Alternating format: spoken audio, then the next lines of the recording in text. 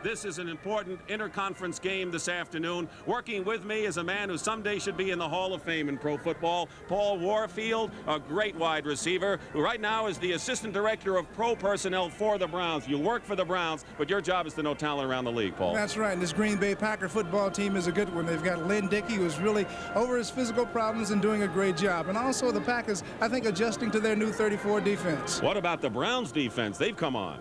Well, they really have come on. They're not really stopping people cold, but they're keeping people off the scoreboard, and that's important. You know, one of the big questions for the Browns this week, who would play quarterback? Brian Sipe was hurt last week in Seattle, so Sam Rutigliano has had to make a decision. Go with Sipe, who may not be 100%, or rookie Paul McDonald for USC. He's made his decision. He told us about it just a short while ago. Well, Dick, it's been a difficult problem for us all week because Brian obviously didn't work out Wednesday and Thursday, and Friday we had a torrential downpour, so he didn't get a chance to work. He worked yesterday, and he felt real good about it, and this morning I caucused with our doctors and Brian. He felt real good, and right now after the pregame warm-up, I think Brian Sipe is going to be our starter. And so we're ready for the kickoff. Tom Burney will kick off for the Green Bay Packers. The deep men, Keith Wright, number 89, and Dino Hall, number 26. Diminutive Dino Hall at 5'7". The Packers in their green, the Browns in white, and we're underway on an overcast afternoon in Cleveland with the lights turned on here in the stadium. Dino Hall carries, and Hall finds his way past the 25-yard line, almost to the 30, and the stop is made by Mike McCoy. So the Browns are on offense, and Brian Sipe, indeed, is the quarterback, number 17. He is third in the AFC. He has thrown 10 touchdown passes. Running backs are Mike Pruitt, number 43, and Charles White, 25. A very fine offensive line for the Browns. They've allowed only 4 quarterback sacks all season, an NFL high. The backs and receivers, and they have tremendous firepower. First and 10 on the 35-yard line. Make it the 27-yard line. And Sipe gives to the second back through Pruitt, who broke a tackle, and Mike Pruitt gets up to the 35, short of a first down. The tackle made by Ezra Johnson, number 90, the right defensive end. Well, they like to establish the running game, Paul, and that's what the Browns are trying to do here. Well, the offense works a lot better when Mike Pruitt is running real well. And last week, Mike ran over 100 yards for the first time in the season against Seattle. Passing game fell into hand, and so what the Browns want to do is try to coordinate both the running and the passing game. You won't see Brian Sipe sit on it. Second and 3 at the 35-yard line. In motion comes Reggie Rucker out of the I formation. Charles White does not get but a yard or two, maybe to the 37. Ed O'Neill, the linebacker, makes the stop. Charles White from USC has had a bit of a problem adjusting to the pro style after playing out of the I at USC. As you look at the Packers' 3-4 defense, and their linebackers, particularly Mike Douglas, number 53, has been outstanding. The secondary, and they've been playing together for a couple of years. Estes Hood, of course, took over for Willie Buchanan last year. And now the Browns, on 3rd and 1, have 2 tight ends, Ossie Newsome and number 84, McDonald Oden, a free agent rookie. 3rd and 1 at the 37. Pruitt going wide. And a tremendous play by number 21, Mike Jolly, and Johnny Gray combining to make the stop, and good forcing from the secondary for the Packers. Well, that's the thing that you have to have on short yardage defensive play. Mike Jolly came up from his safety position. He's a hard-hitting kid from the University of Michigan. Did a very fine job of stopping a tough running back in Mike Pruitt. So Johnny Evans, who has not pleased the Browns, he's been a great practice kicker, and you can see Mike Cassidy is deep at the 25-yard line. Evans has been terrific in practice, but when the games start, not too good, but he gets off a pretty good punt there. And Cassidy is back at the 21 after a bobble and is hemmed in. So you got to credit the Green Bay Packers defense as Dino Hall on special teams makes the stop. 48-yard kick, no return, and coaches drool over that, Paul. And now the Packers go on offense. As you said, Dick, Johnny Evans hasn't been kicking very well, but that time he got off a fine punt, good hang time, good coverage by the Browns. By the Browns specialty teams. Lynn Dickey, number 12, is the quarterback. 418 yards last week passing, completed 35. There's the offensive line. Larry McCarron, in his 8th year, is the senior member there. First and 10 at the 25. Will run down the rest of the Packers offense for you after this play. Under Thompson in motion, number 89. Eddie Lee Ivory gets about a yard. Ivory teams with Jerry Ellis, number 31 in the backfield. Thompson, number 89, has James Lofton, number 80, with him, and Lofton is something to see, as well as Ivory. Eddie Lee Ivory had a tremendous first quarter in his rookie year against the Chicago Bears. As you look at the backs and receivers, was hurt, had a banged up knee, and had a tremendous week last week, 202 total yards. There's Dickey's numbers so far. 2nd and 9 at the 26.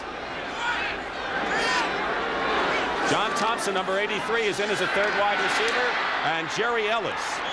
A little second effort to the 31. It'll be 3rd and about 4 with Marshall Harris, number 90, making the stop, and it could be a passing situation for Green Bay now. Let's run down the Browns defensively for you. They have gone to the 3-4 this year. They tried it out a bit last season, but this is their 3-4, and great stories. Alzado, of course, is the stabilizer, but Henry Bradley and Marshall Harris are young ones, and they also have some others behind them. The 4 linebackers. Robert L. Jackson is not in there, and Elvis Franks becomes a 4th down lineman as you look at the secondary for Cleveland. 3rd and 4 at the 31.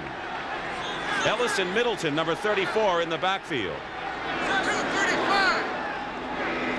Now Eddie Lee Ivory checks back in, and on a draw, Ellis has a first down for the Packers to the 41-yard line. Fine call by Lynn Dickey, drawing the defensive team of the Browns in. There's a good block provided there by number 69, Leotis Harris, that springs Ellis into the secondary. Tom Darden has to come up from his safety position. That's a big back, and he doesn't like to make too many tackles like that in the open field. So the free agent rookie Ellis, who was a final cut by the Rams and has been a starter since the LA game for the Packers, has a first down at the 42. In motion is the tight end Paul Coffey. And Eddie Lee Ivory trying to go wide. He has Darrell Goforth blocking for him, but the Browns come up and limit it to maybe a gain of a yard or 2. And a good play by Dick Ambrose, number 52, and he always seems to be in the right place at the right time, Paul. Well, Dick Ambrose has led the Browns in tackles for the last couple of years. He's a very active linebacker, flows well laterally across the line of scrimmage, and he's going to be around the ball all afternoon. Just under 5 minutes gone by here in the first quarter. No score here at Cleveland Stadium. This is the first time the Packers have played in Cleveland since 1972. They won that game and went on to finish 10-4, winning the NFC Central. 2nd and 9. Kaufman again in motion. Dickey finds Lofton, and Lofton has a first down at the 45-yard line of the Browns. And Clinton Burrell, second year from LSU, made the stop, and this is a Paul Warfield kind of pattern. Well, James Lofton is a very fine receiver. Lynn Dickey throwing the straight out. Dickey has an excellent arm. Lofton, a guy that you've got to give a lot of room. Clint Burrell respecting that speed.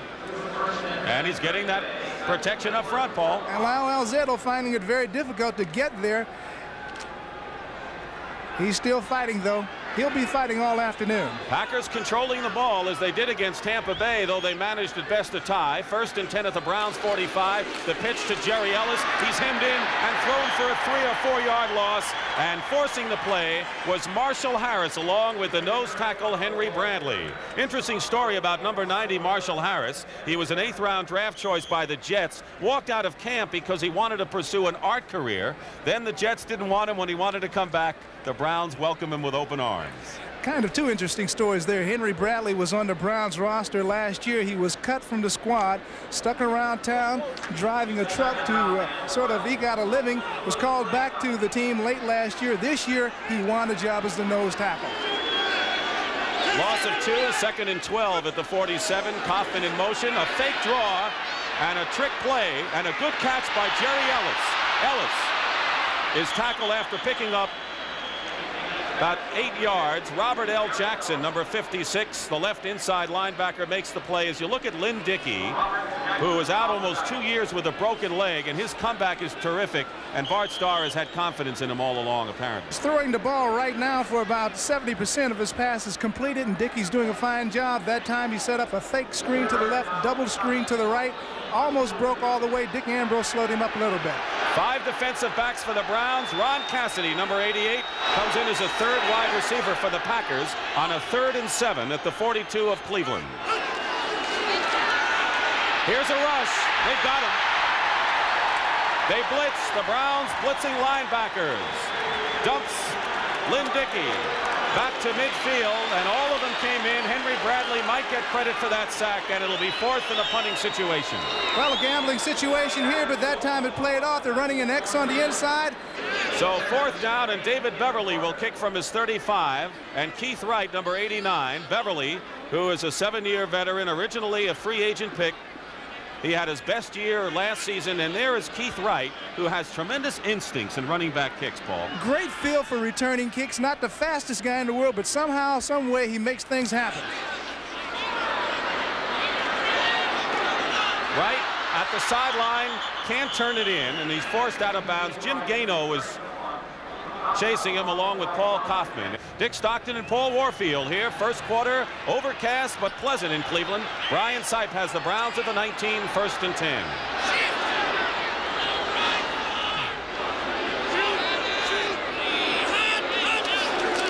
Sipe going to the air. He won't look for Logan, can't find him, and dumps it off to Mike Pruitt. And Pruitt is down at the 28-yard line after an 8-yard pickup. John Anderson, the left outside linebacker, makes the stop on Pruitt, who perhaps is not as good a receiver as he is a runner. Well, you're absolutely right. He's a better runner, big, powerful guy. Kind of short and stocky, though, and he's sort of a load once he gets going. He's got shorter fingers, and that, I think, can hurt him as far as pass receiving. Well, he's worked real hard on his catching ability and has improved, but he's not the kind of receiver that Charles White or Greg Pruitt is. White now is the tail back in the eye. It is 2nd and 1 at the 28, and it's Charles White up the middle. Has a first down beyond the 30. Kurt Allerman and Ed O'Neill combined to make the stop. The Packers, of course, added 2 veterans, Allerman and O'Neill. Both, of course, played at Penn State. Allerman had played with the Cardinals, O'Neill with the Detroit Lions. And the rookie from USC has given the Browns a first down at the 31. Well, Charles White has stepped into that spot where Greg Pruitt played in previous years. Pruitt slow coming back from the knee injury. White has done a pretty good job thus far, and each ball game that passes along, he's improving much more. Reggie Rucker, number 33, wide to the right. Logan, 85, to the left. The rush is on Sipe, and he won't get away.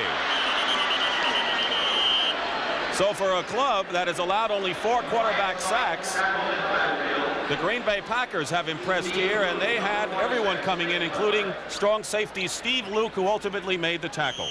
Well, this is what you got to do against Brian Sipe. You know that he doesn't have the mobility today, and the Packers are coming after him early. There's number 46, Steve Luke, coming up from his strong safety position, and a lot of other Packers. Luke finally comes down with the Sipe and does a good job of bringing him down.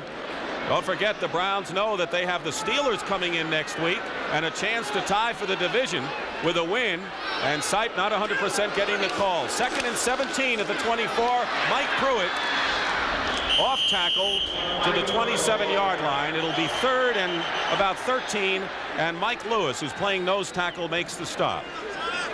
You talk to John Meyer, the Green Bay Packers defensive guru, and everything in this game, as you remember, is down and distance. You know, if you have 2nd and 1, you have things going your way. 2nd and 17, different story. Absolutely right. Brian has not enjoyed great field position. The least thing that he wants to do right now, I think, is create a turnover. Time really flying in this first quarter. We have 5:05 remaining, no score, and a 3rd and 14 for Brian Sipe.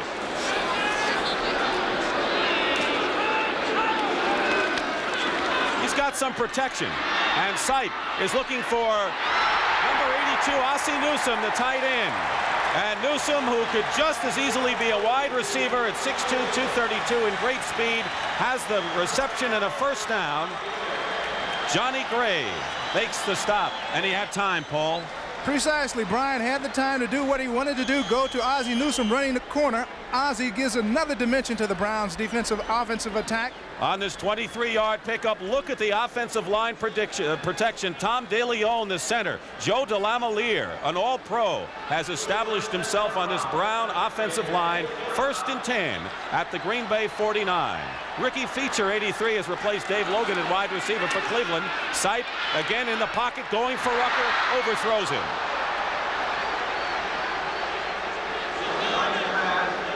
Rucker was banged up a bit, had muscle spasms in his back during the week, but he said he was all right. Incompletion, 2nd and 10 at the 49. Rucker did not work out all week, but he seemed to be ready. He's the kind of player, he's a veteran player, he's been through a lot, so you expect him to be ready on Sunday. That time, the Packers sent Steve Luke again on the blitz, and so they're showing you that they're coming after Bryant early in the ball game, and they're going to try to disrupt his rhythm. So Brian Sipe, 28 touchdown passes last year, 3,700 yards. Hurt his knee on a freak play with 3 minutes to go last week. Dave Logan back in wide receiver, and Sipe almost tripped going back.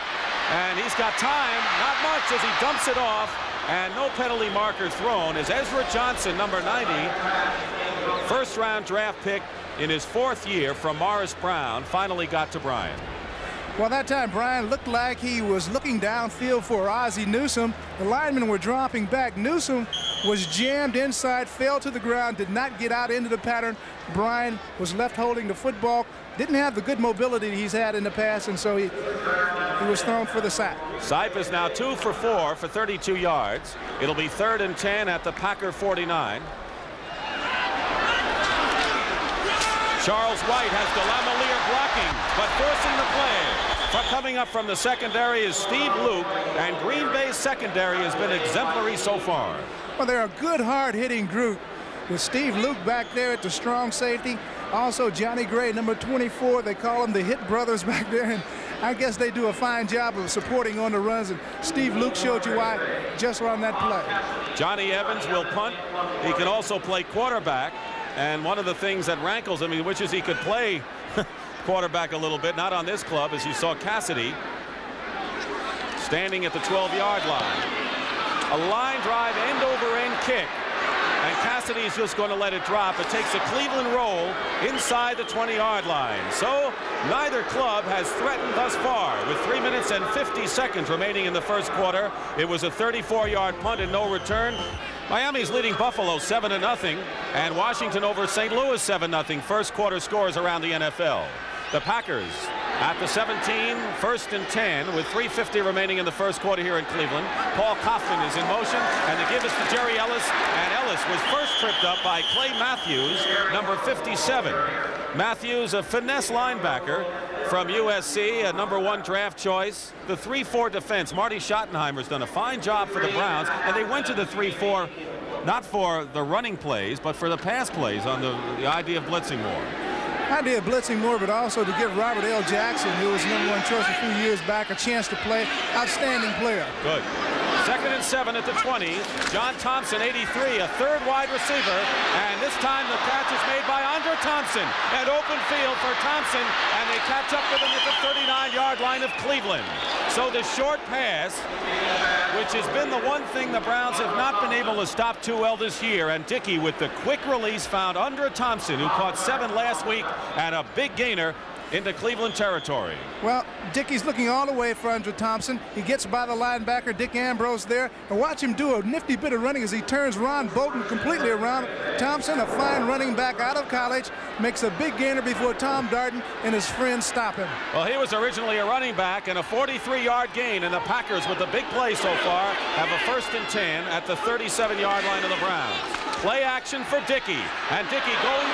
It was intended for Lofton, and it's picked off. Tom Darden.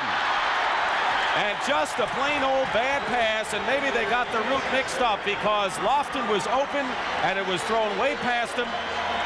And the interception by Tom Darden. Well, Dickey takes this play action pass. He's looking for Lofton all the way, but he throws more of a post, and Lofton runs a square in. Tom Darden is sitting right back on the post, reading that action all the way.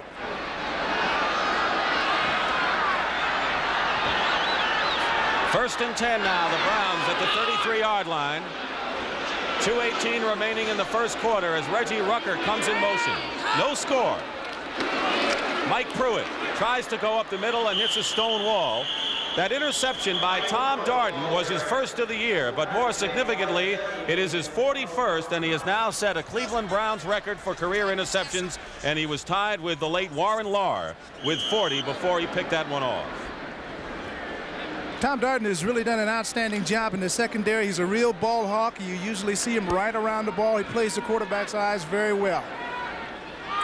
Gain of 1, 2nd and 9 at the 34. The Packers have played superbly on defense thus far. No score, 1:40 remaining in the first quarter. Sipe on a play action, and he freezes the backers long enough to complete a pass to Mike Pruitt and a first down short of midfield. Mike Douglas, the linebacker, defending. It's tough to defend against Pruitt. Well, it's kind of tough to defend against him, not because he's such a great pass receiver, but simply because he's got great speed and deceptive speed. He's a big-looking guy, but he's got 4.5 speed for the 40, and he can get out in the flats real well. That's Mike Douglas, number 53, fine linebacker, riding him out of bounds. How's Greg Pruitt's situation? Well, Greg Pruitt is being used in spot situations. He is not completely recovered from that knee injury, but we'll see him during the course of the afternoon, I'm sure. The Browns have the ball at their own 48, 1st and 10. And the pitch goes to Charles White, and White and a second effort to the 47-yard line. A good 5 or 6 yard gain. The big thing that Charles White has added to this attack is not only has he come and he started as a rookie player, but he's proven to be quite adept at coming out of the backfield and catching passes, and seems to have a knack for making the first tackler miss him all the time. We have 1 minute remaining, first quarter, no score, and Reggie Rucker, as you look at Charles White in the tailback spot, both Rucker and Logan are split to the left. 2nd and 4. Up the middle, Pruitt fumble, and Sipe might have gotten to it, and he did. Brian Sipe just got there before 3 green shirts were ready to pounce on the ball. That takes a little bit of courage, because there's some awfully big guys in that Green Bay center of the line. The Browns at the Packers 48, make it 3rd and 5. Sipe. Complete to Ozzie Newsome. An 8-second show. Newsome has a first down. And the Browns maintain possession as Johnny Gray, the free safety, who started the very first game of his rookie year. And Ozzie Newsome, as we mentioned, could be a flanker, good wide receiver threat, makes that play, and it's a first down at the 41. Washington now leading the Cardinals 10-0 in the first quarter. Mark Mosley, a 30-yard field goal. Redskins have had their troubles thus far. 1st and 10 at the 41. Rucker comes toward the line. Is Charles White. Hits the stone wall, picks up 2 yards. Ed O'Neill was there and a few of his friends, and that'll do it for the first quarter. So they've gone back and forth, and both teams' defenses have played well. Beleaguered Bart Starr on the left, the Packers coach, who breathing a bit easier these days, and Sam Rutigliano, whose greatest asset is the fact that he's low-key. He doesn't go too high or too low, keeps an even keel, and that's important in the game. You know that. Very important for a coach to be the same kind of individual week in and week out. That is exactly the way Sam is. He's not given to high-strung moments or low periods. Greg Pruitt, number 34, is teamed with Mike, number 43, in the backfield as Logan goes wide right. 2nd and 8 at the 39. We start the second quarter. Brian Sipe looking down, has some time. Sipe is going for Ozzie Newsome, who makes a terrific catch. And now they say he did not have control. Ozzie Newsome did not hold on to it when he came down, and it'll be an interception as Steve Luke and Johnny Gray were covering on the play. Well, Sipe wants to go for it all right here, and he's looking for Ozzie Newsome. He looks off to the right, throws to Ozzie, almost makes the great catch. Here Ozzie has it. As you see him hit, he sort of loses it right at that point on the ground. And you got to come down with it. That's the rule. It's not so much holding it in the air. When you come down, you better have it in possession. He did not. So it's incomplete, 3rd and 8. Dick Stockton and Paul Warfield in a scoreless battle here on the shores of Lake Erie, Cleveland Stadium, with upwards of 70,000 fans. 3rd and 8 now at the 39 for the Browns. We have not come close to a score in this one. Sipe getting pressure, trying to move away, and he's going to run for it. He'll have a first down, and if he's smart, will go out of bounds. But no, he's tackled inside the 20. Brian Sipe, showing no ill effects of that knee sprain, has run for the first down before Mike Douglas caught up with him. A play of 24 yards, and now the Browns have the best scoring opportunity. Well, here's where Sipe's really dangerous. He's got a feel for what's happening in the pocket. He slides up, He looks downfield, and at this point, he's still a threat to throw, but he's going on the run all the way. He's got Joe DeLaMalure, not a bad fellow to have out in front of him, and picks up a couple of extra yards. And Sam Rutigliano on the sideline, and he's saying, I picked this guy over McDonald today, and he was holding his breath. 1st and 10 at the 15. And it's Mike Pruitt. Make it Greg Pruitt, sorry. And he's thrown for a loss. Couldn't get outside, and credit the Packers defense. Linebacker John Anderson. Loss of 2, 2nd and 12 at the 17. Ricky Feature, number 83, in at wide receiver. Logan gets a rest. Sipe on a draw play, and a great play by Mike Butler, number 77, as he put the hug on Mike Pruitt right away. Mike Butler, starter since the opening game of his rookie year, just shut that running play off. All right, here's a ground level shot. Smart call by Brian Sipe. Fools everybody except number 77, Mike Butler, who does an excellent job and goes solo on that particular tackle. Mike Butler, big man, has 4 sacks on the year, doing a fine job on the defensive front for Green Bay. Had a great year in '78 with 12 sacks. He's got good strength and quickness. A big showdown in the NFC East. Dallas leading Philadelphia 7-0. 3rd and 13 on the 18-yard line, and a penalty marker is down. Penalty marker down, and now we have some tempers flaring. Tom DeLeon just took a shot, I think, from Ed O'Neill. Right, he did. DeLeon and O'Neill. Let's pick it up. 63, false start offense. Cody Risen called for a false start on offense. Gene Barth, the referee. So that will set him back now. Let's see if we can pick it up at the line. Look for Risen, number 63. Let's see. Well, we see that Tom DeLeon, 54, fires a little shove, and Mike Lewis, number 66.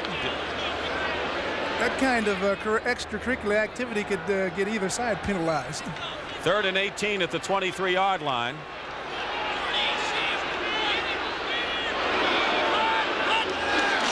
Third and 18. Brian Sipe has time. He's going for Logan, and it's incomplete, out of bounds. There was jockeying there between Mike McCoy and Dave Logan, and the official was right there with it. It'll go as incomplete, and now Don Cockcroft will come in the game to attempt a field goal. Another Sipe look. likes to go in this situation to Dave Logan. He's 6'4", big, strong receiver, can go up and get the ball, but that time, number 29, Mike McCoy, was right with him step for step, and although a few inches shorter, did just a fine job of shutting Dave Logan off.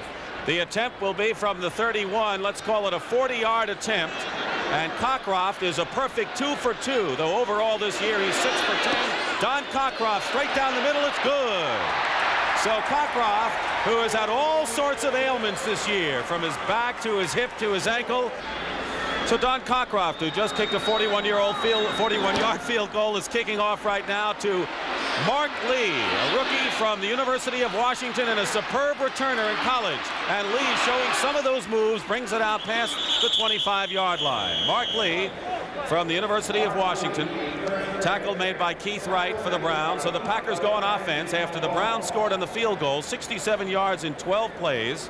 And the drive was nearly 5 minutes in length. And we have a penalty marker down right now, and a penalty apparently against Green Bay.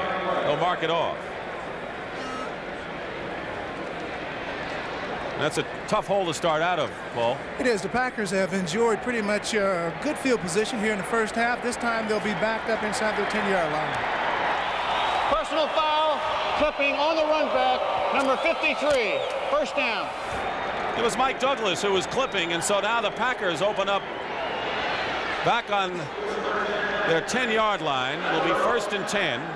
The Browns lead at 3-0.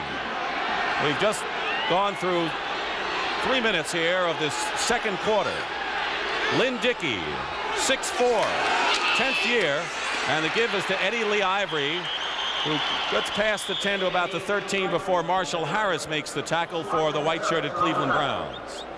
So there's Eddie Lee Ivory, who was the #1 draft pick last year out of Georgia Tech. Last week, 74 yards rushing against Tampa Bay, and he caught 11 passes for 128 yards, his best day as a pro. He'll have more. He certainly will. He's good looking back, great speed. Had the knee injury last year, as you said, Dick, but it seems like he's fully recovered. For the first time last week, he said like things were really starting to come together. 2nd and 7 at the 13. Undra Thompson 89 and Lofton 80 are wide right, and now Lofton goes in motion.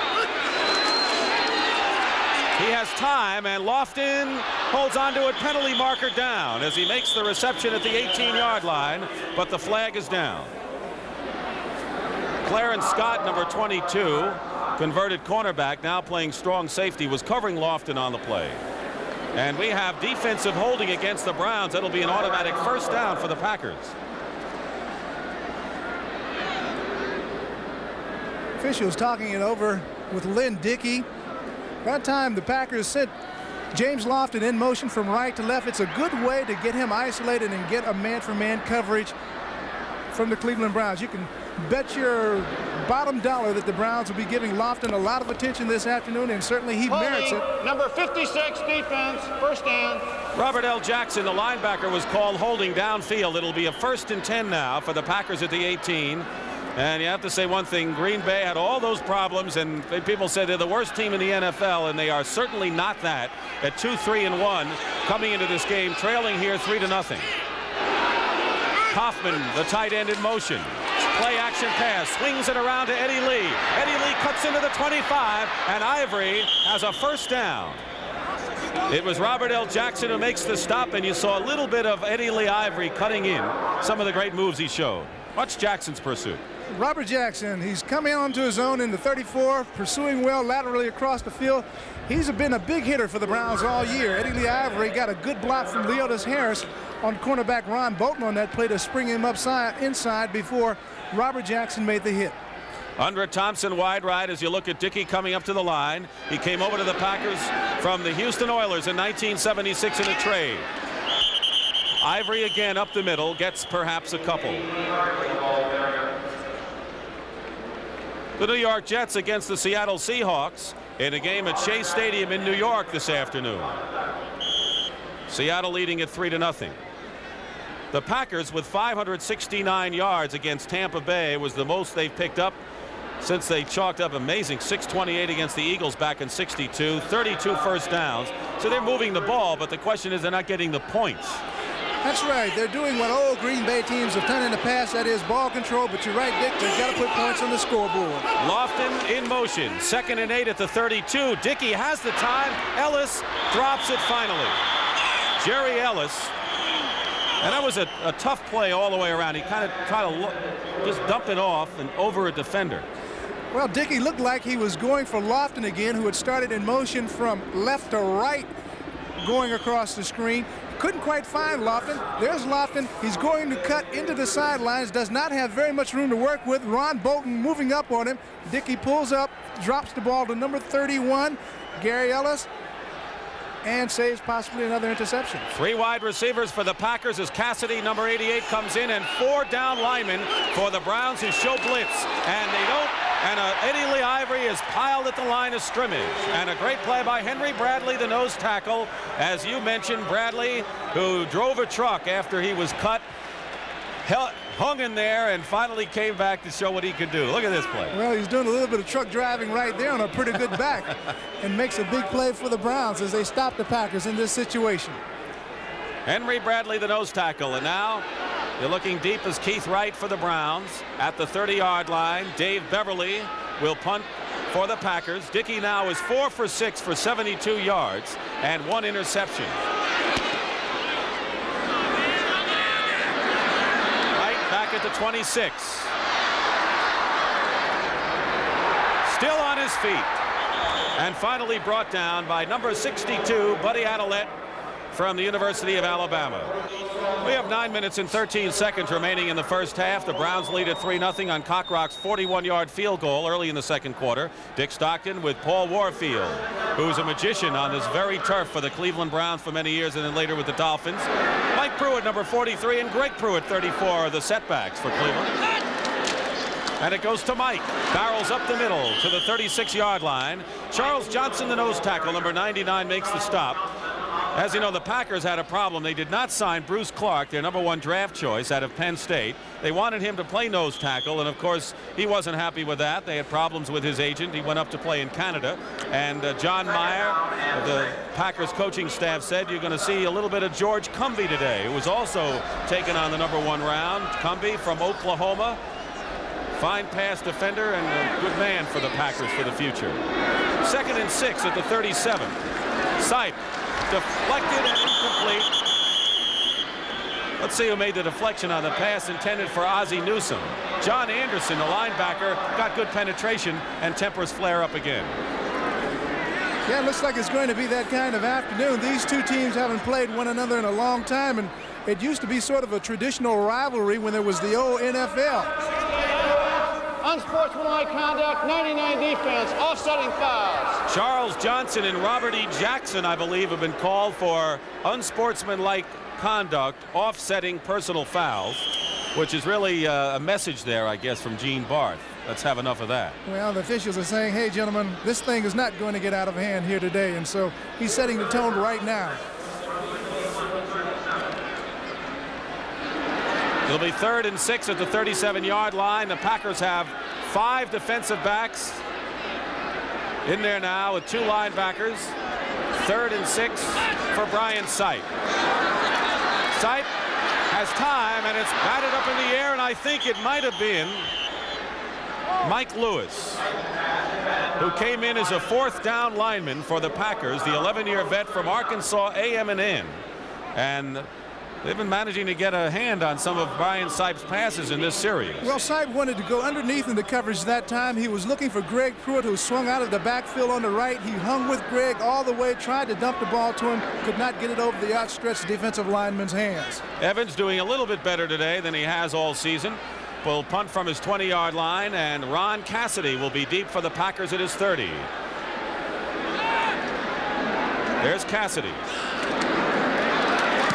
Rush is on, and a good kick by Evans, and the ball takes a Cleveland bounce, and it's going to be inside the 10-yard line where it's down right there. And so Evans is surprising a lot of people this afternoon. A 56-yard punt, and once again the Green Bay Packers have not been able to get good field position today. That's our score with 8 minutes and 16 seconds remaining in the first half, as the Packers now have a new set of backs. Turdell Middleton, number 34, who scored his first touchdown of the year against Tampa Bay last week, and Steve Atkins, number 32, second year from Maryland, in the backfield now.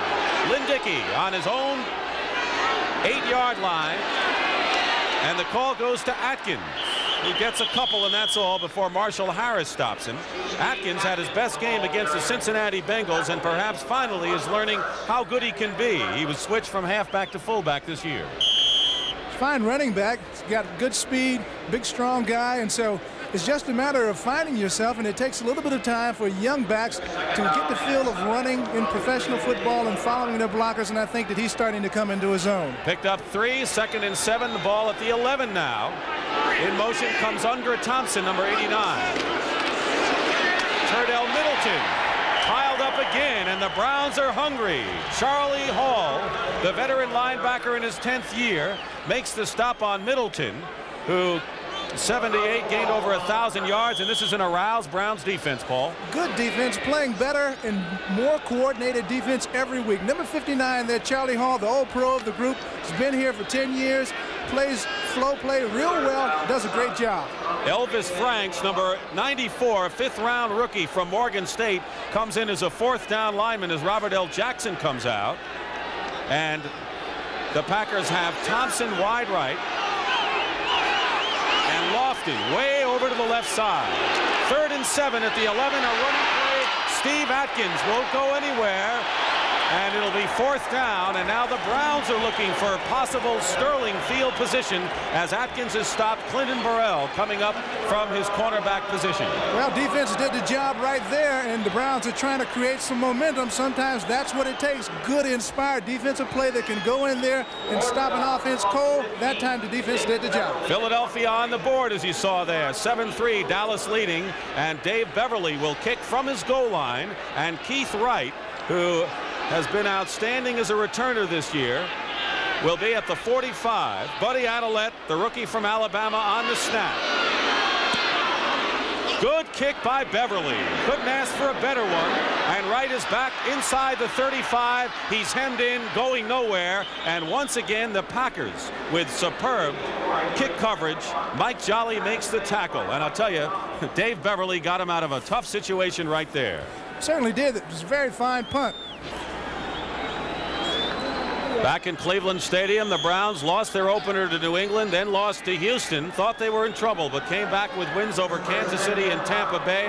Lost a heartbreaker to Denver here, 1916, before their impressive victory over Seattle. So they're 3-3 on the year, and Brian Sipes, starting out on his 38, has time, and this pass is complete. Calvin Hill in the lineup, number 35, covered by John Anderson. And an interesting story with Calvin Hill, no longer an effective runner, but he finds the opening somehow, some way, and has been outstanding pass receiver. Certainly does.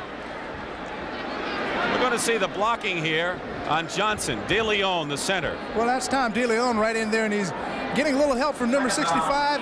Henry Shepard, and when you play the nose, that's what you got to look for. You're going to be double teamed. You're going to be triple teamed at times. People are going to be throwing at your legs. It's just really a tough job to play. DeLeon, Cincinnati, Houston, Atlanta. They didn't want him. In '74, he came to the Browns and has started at center here. 2nd and 8 at the 40, and the pass goes out to Mike Pruitt. Pruitt turning the corner, still on his feet, and he's knocked out of bounds at midfield of Cleveland. First down. Estes Hood, number 38, the left cornerback, finally drove him out, and Pruitt tiptoed down that sideline effectively. Well, here again, the big man can show you his speed. His sight just dumps him a little pass out in the flat, and watch him run to the corner, get by 56 Ed O'Neill, and then levels a nice big blow at number 38, Estes Hood. You know, Estes Hood and a lot of these little guys don't want to get in the way of a big guy like that. Hood at 5'11", 180, you're right. First down for the Browns at midfield. Brian Sipe, 12 for 24 last week for 211 yards. He is in his 7th year, was a 13th round draft choice. He lost his footing, completes it to Logan, who tries to cut inside. They get to the 45-yard line, a gain of 5 before Hood makes the stop. Sipe looked like he slipped a bit on the setup. Well, at that spot in the field, the footing is not very good. It's a little bit soft, and so he's going to have to watch what he's doing, and especially in setting up to throw the football right around until they work themselves out of that area right around the 45-yard line. 5 minutes and 20 seconds remaining in the first half. Dave Logan has now caught passes in 31 straight games. The record is 32, held by his teammate Reggie Rucker. 2nd and 4 at the Packers 44 for the Browns. Mike Pruitt slices for maybe a yard, and that's all. They have not burned the Packer defense this afternoon. Ed O'Neill, the linebacker, made the tackle there. Calvin Hill is out, and Charles White checks back in, and a few other people as well. Willis Adams, number 80, who is a #1 draft choice last year for the Browns, has come in, and Cleveland also using 2 tight ends with Ozzie Newsome and McDonald Oden, number 84, a free agent rookie who they're impressed with. So it's 3rd now and 1 at the 41-yard line. Charles White has the first down inside the 40.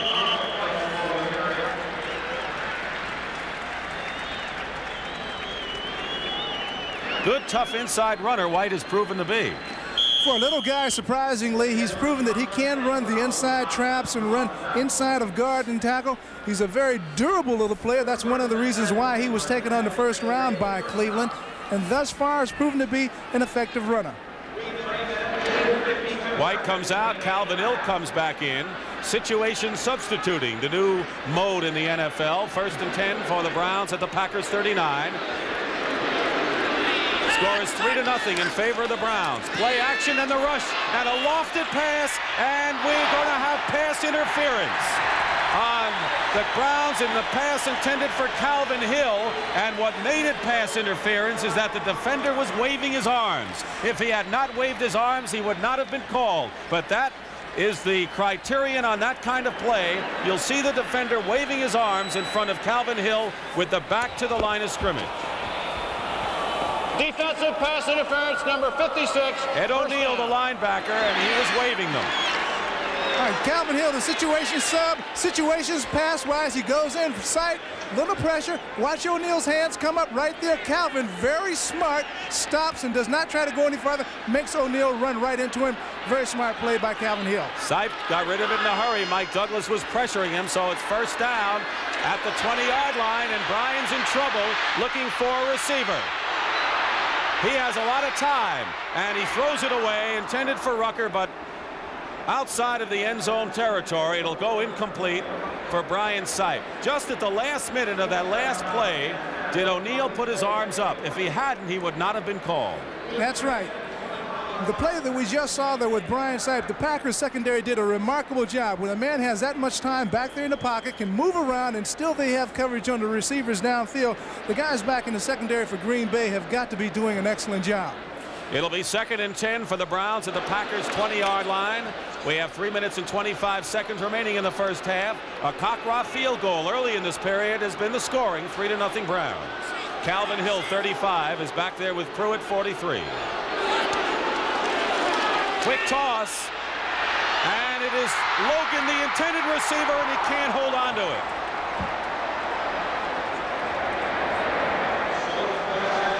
Logan was juggling it and defended well by Mark Lee. All right, from ground level, Brian Sipe, the blitz is on as he throws it up. Number 22, Mark Lee, who's got great speed himself, does a great job of getting up and fighting Dave Logan for the ball. Logan, great hands himself, stays with it until the last possible second, and you can see his frustration right there as he didn't come up with the big TD catch. And a solid play by Mark Lee, who is a second-round rookie from the University of Washington, a superb athlete for the Huskies. Sipe, 7 for 15, 72 yards. 3rd and 10 now at the 20-yard line. 3 wide receivers in there, and moving first was Dave Logan.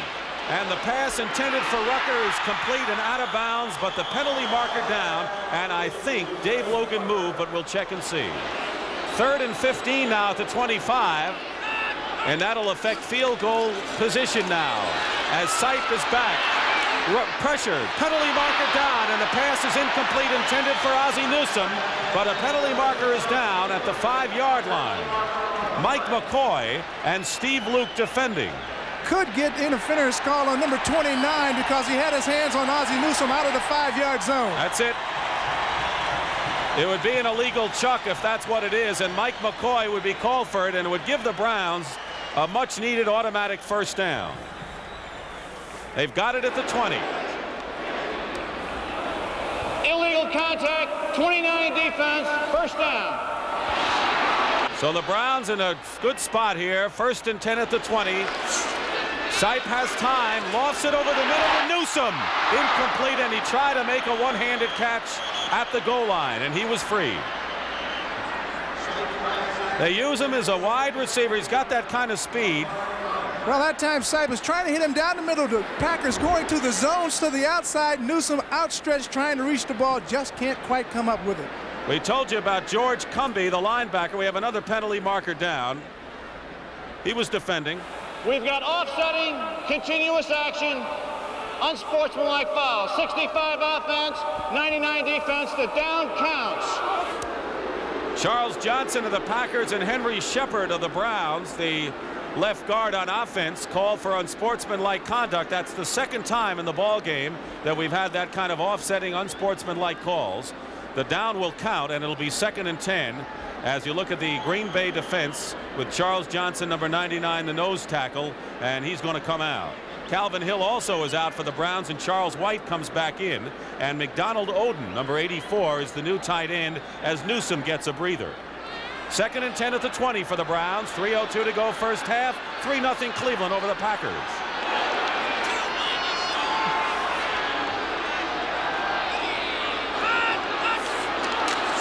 Sipe has time. Going to the corner. Touchdown. It's a touchdown. Reggie Rucker.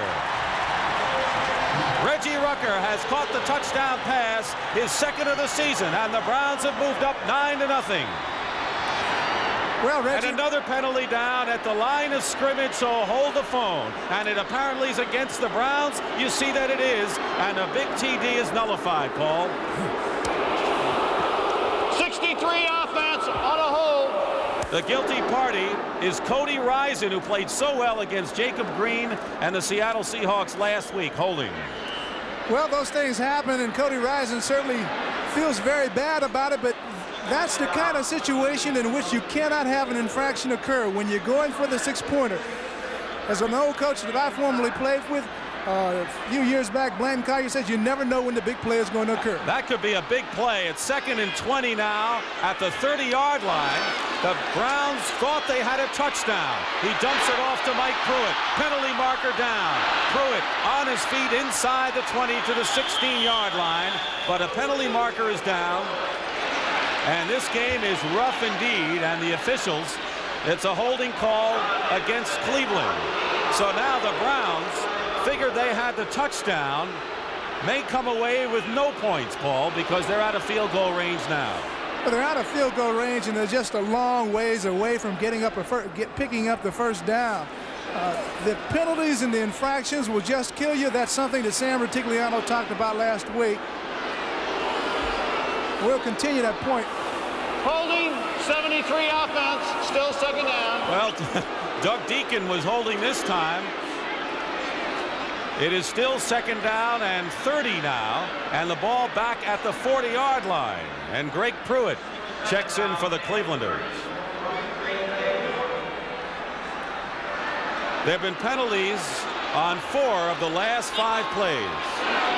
And they've really burned the Browns with those calls.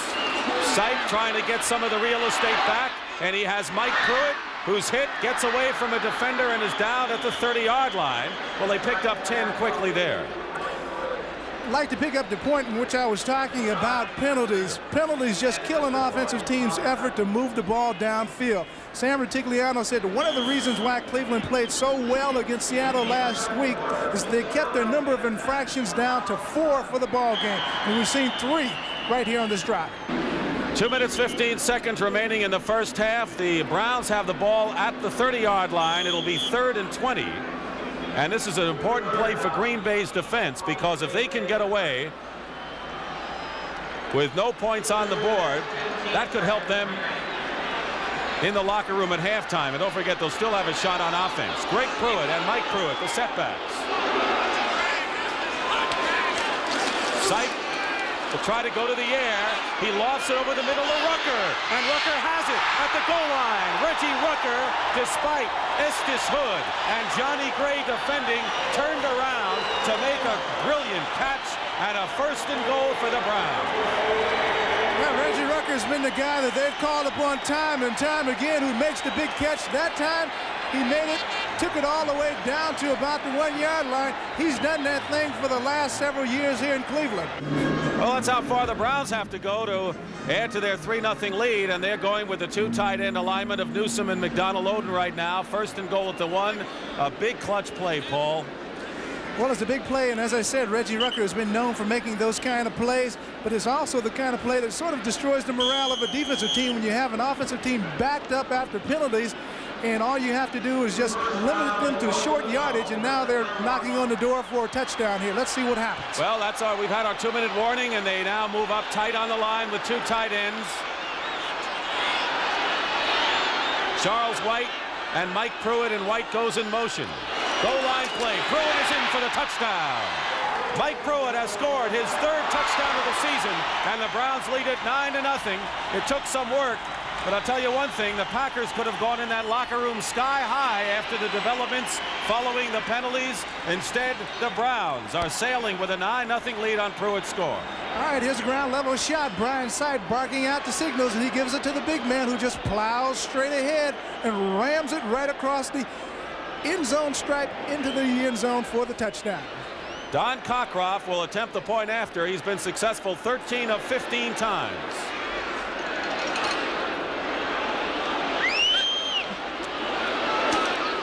Kick is good, and the Browns lead it 10-0.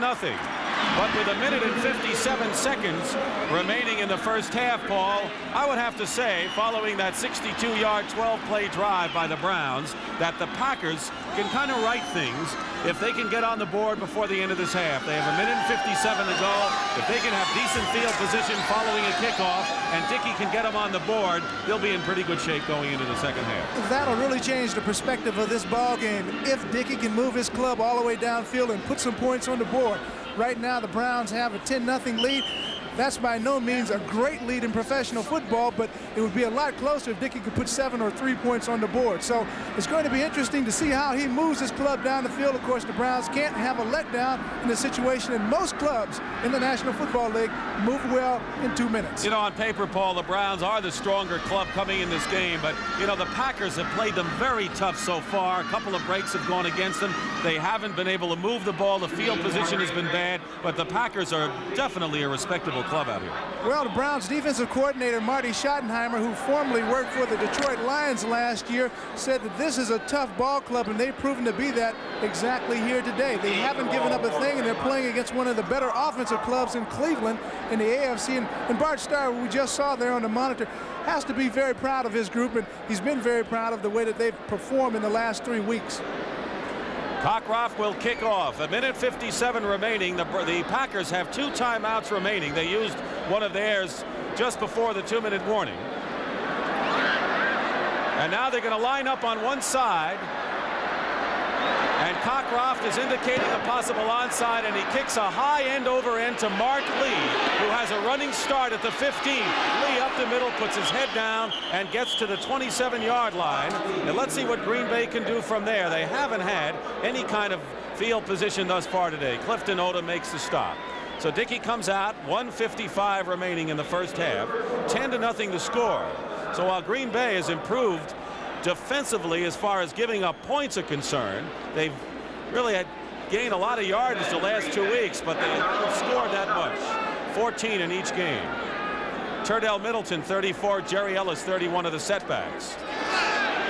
4 down linemen for the Browns as Elvis Franks comes in. Dickey dumps it off to Turdell Middleton. Middleton had a blocker, lost it, and he's piled up at the 31. Looked like Leotis Harris was out there, but the Browns played it extremely well. Clock continues to move. Good pursuit to the football. Right now, Green Bay is utilizing 3 wide receivers, and so Dickey wants to put the ball up in the air and get it downfield. Undra Thompson, James Lofton, and Ron Cassidy are the 3 wide men.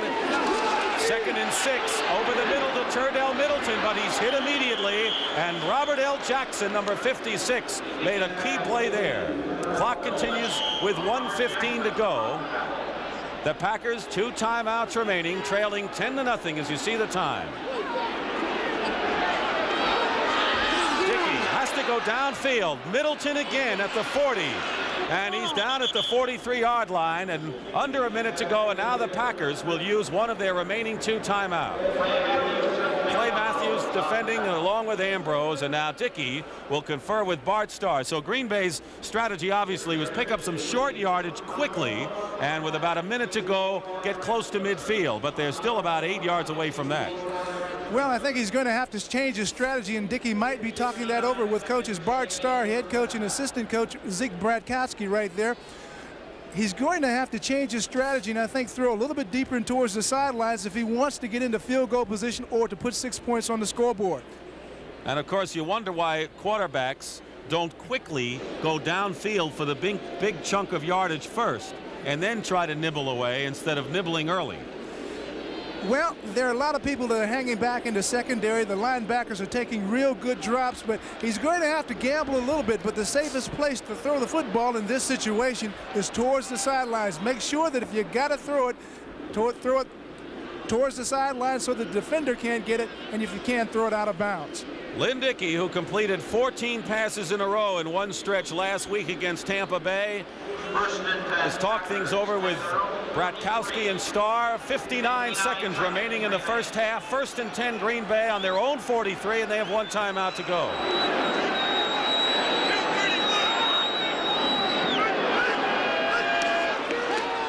He needs protection. He has it up the middle again, and it is intercepted.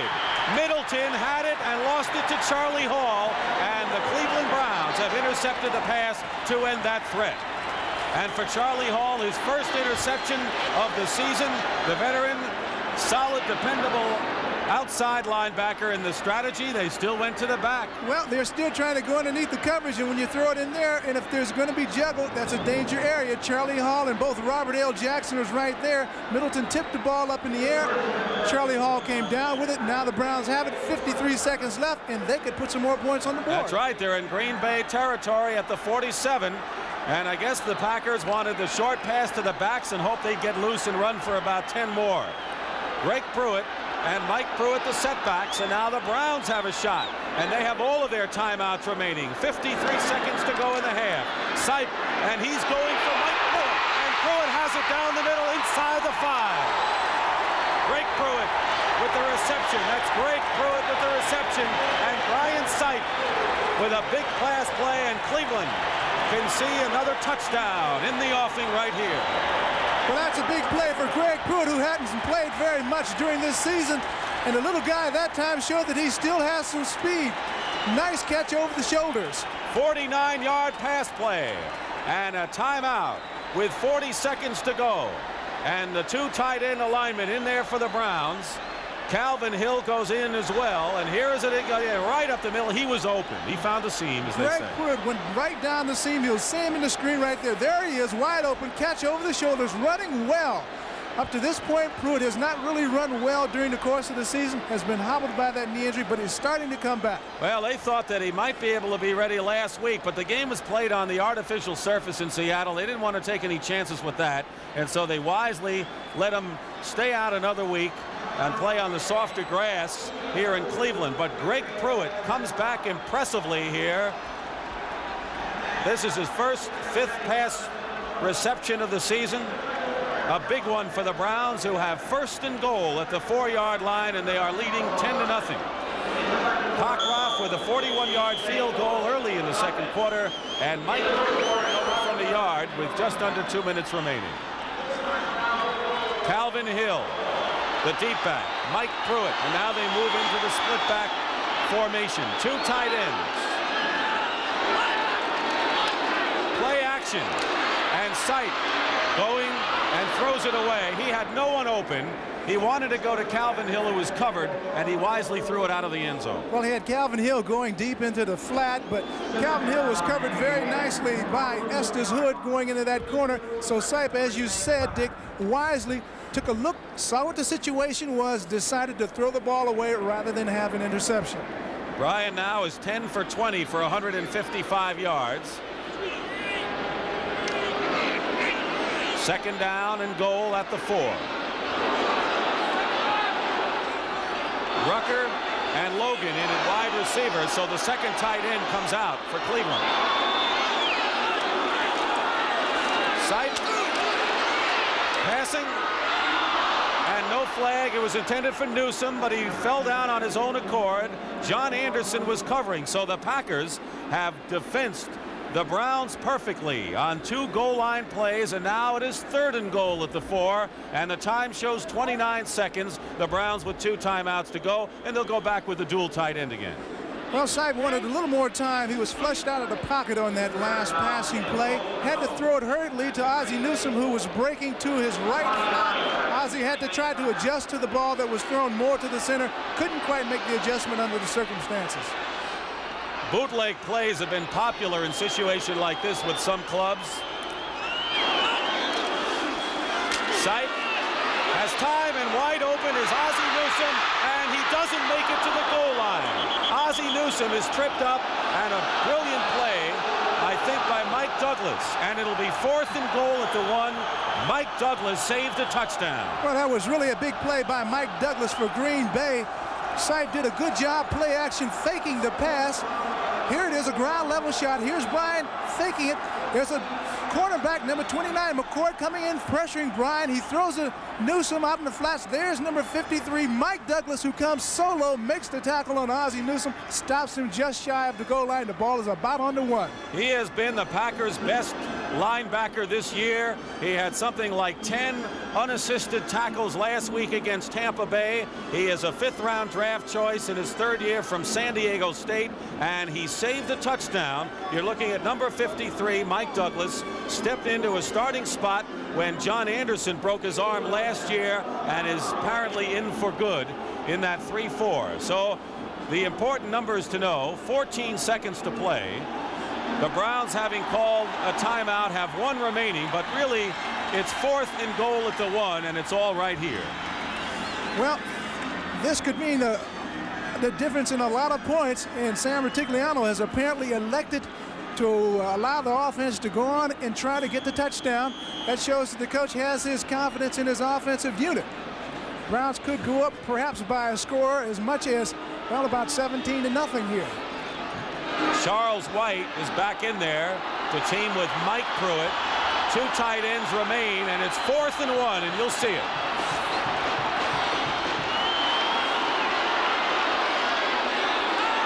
In motion is Willis Adams. Charles White. He didn't make it, and the Packers have held a goal line stand by the Green Bay Packers. And the Browns had 1st and goal at the 4-yard line. Or actually, we should say the 1-yard line. They got to the 1, didn't they? Yes, they did. They had less than a yard to score, and look at the Green Bay defense bottle him up. And it was Charles White who tried to go over the top. No contest, and you can credit everyone. We saw Ed O'Neill, but it's a team effort, and the Packers have held with 9 seconds to go. Well, we saw a little bit of shifting momentum. First for the Browns, now for the Packers. The Packers have got to go into halftime now feeling mighty good about the fact of stopping the Browns from putting 7 more points on the board. And if that doesn't get them geared up for the second half, nothing will. It'll be 1st and 10 at the 1-yard line, and the only thing you want to avoid here is a mistake. They got to get out of that end zone territory, though, with 9 seconds to go. He's got to use that quarterback sneak and get out of the area, and he does. And they're going to let it run out. Lynn Dickey calls his own number, and the clock will run down to conclude the first half with the score: the Cleveland Browns 10, the Green Bay Packers nothing. But a great goal line stand for the Packers capped this exciting second quarter.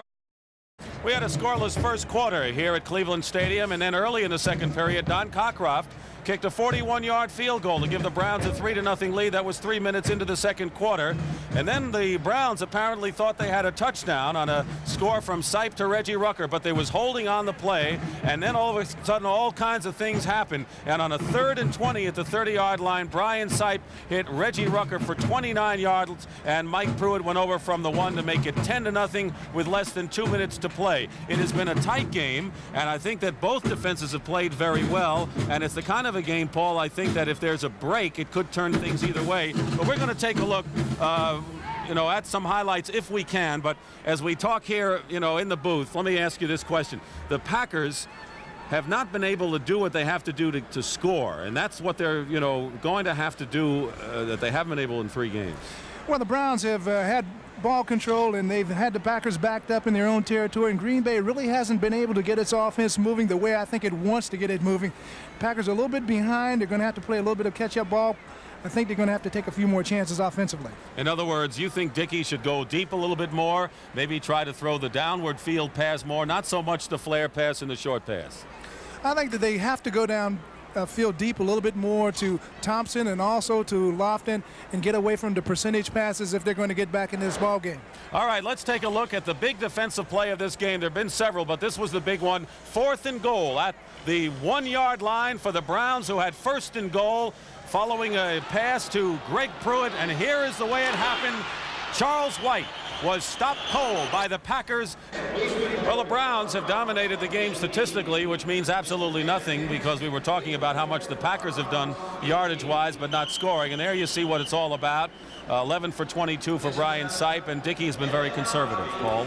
Dickey has been very conservative, and as a matter of fact, this is the thing that we had started to get into and talk about a little bit. He's got to open it up just a little bit more with the passing game. He's got good receivers.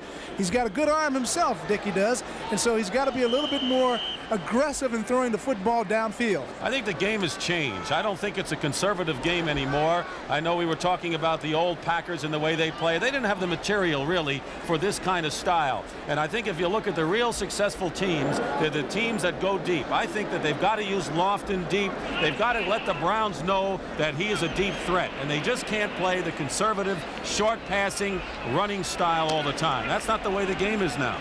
Well, certainly with the rule changes regarding the one bump on receivers and the new rule changes regarding pass protection, the emphasis is throwing the ball downfield and going for the home run.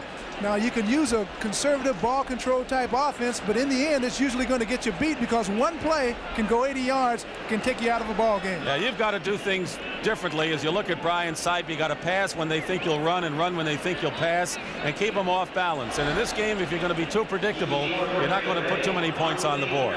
Well, the Packers now, Don Cockcroft will kick off, and Mark Lee, number 22, is back there, along with Mike McCoy. Lee 22, McCoy 29. And let's see what kind of strategy the Packers come out with here as they trail 10-0. Lee to the left, McCoy to the right. Overcast, the lights have been on since the start of this game. Breeze whipping off Lake Erie, but not a chilling kind of cold that they have here.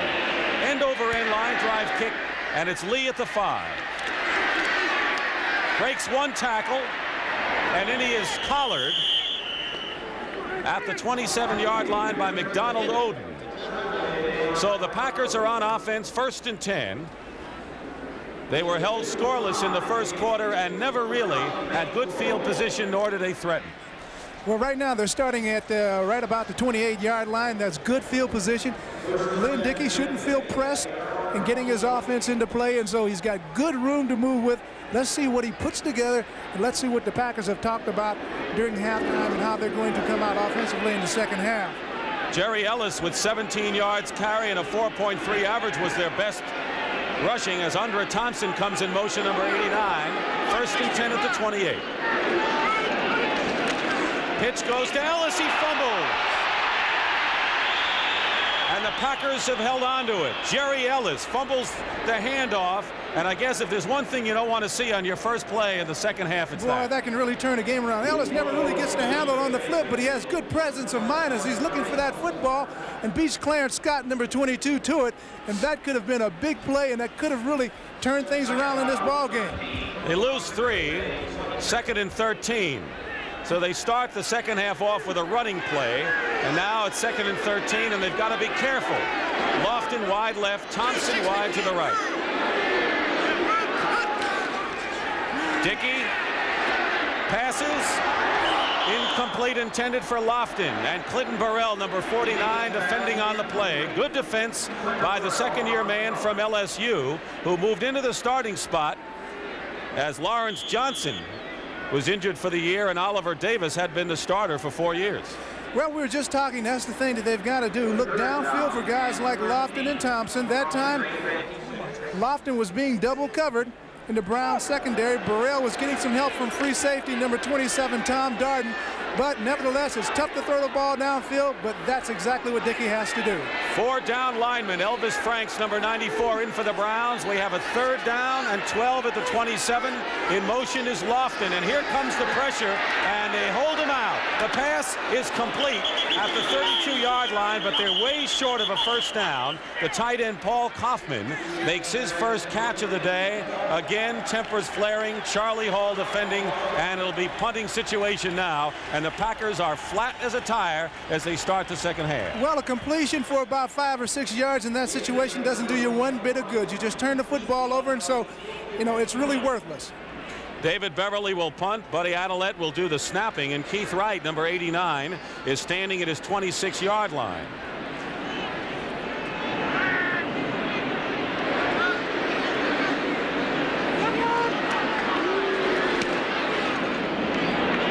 Wright comes up to meet it and has a running start at the 35.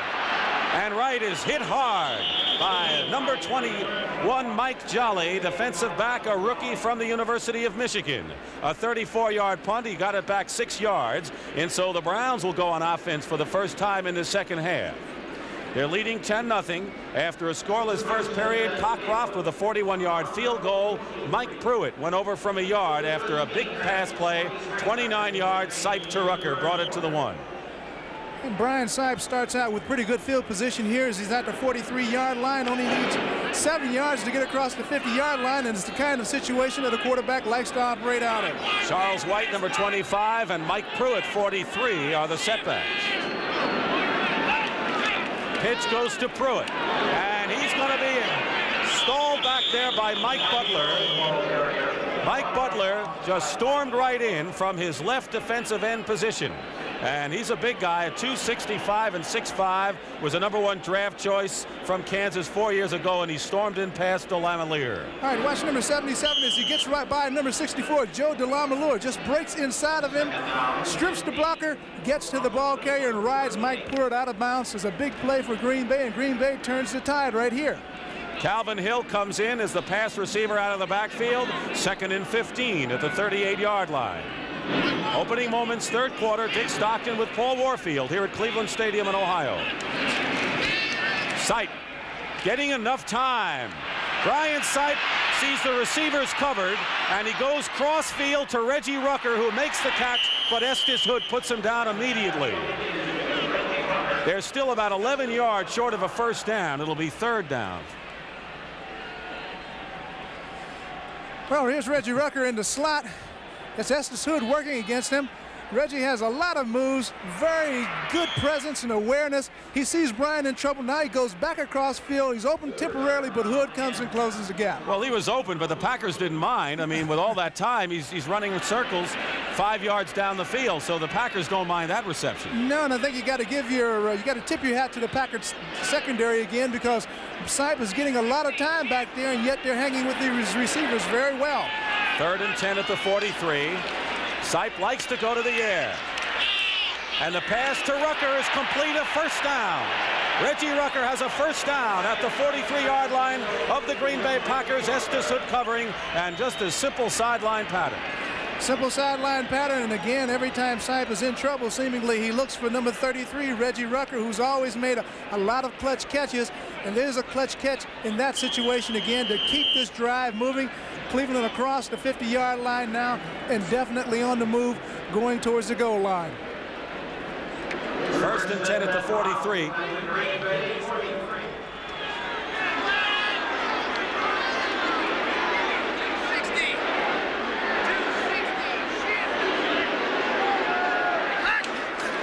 Sipe, quick release. Ozzie Newsome. What a one-handed catch Newsome made, turned around. An 8-yard pickup to the 36-yard line. Johnny Gray covering.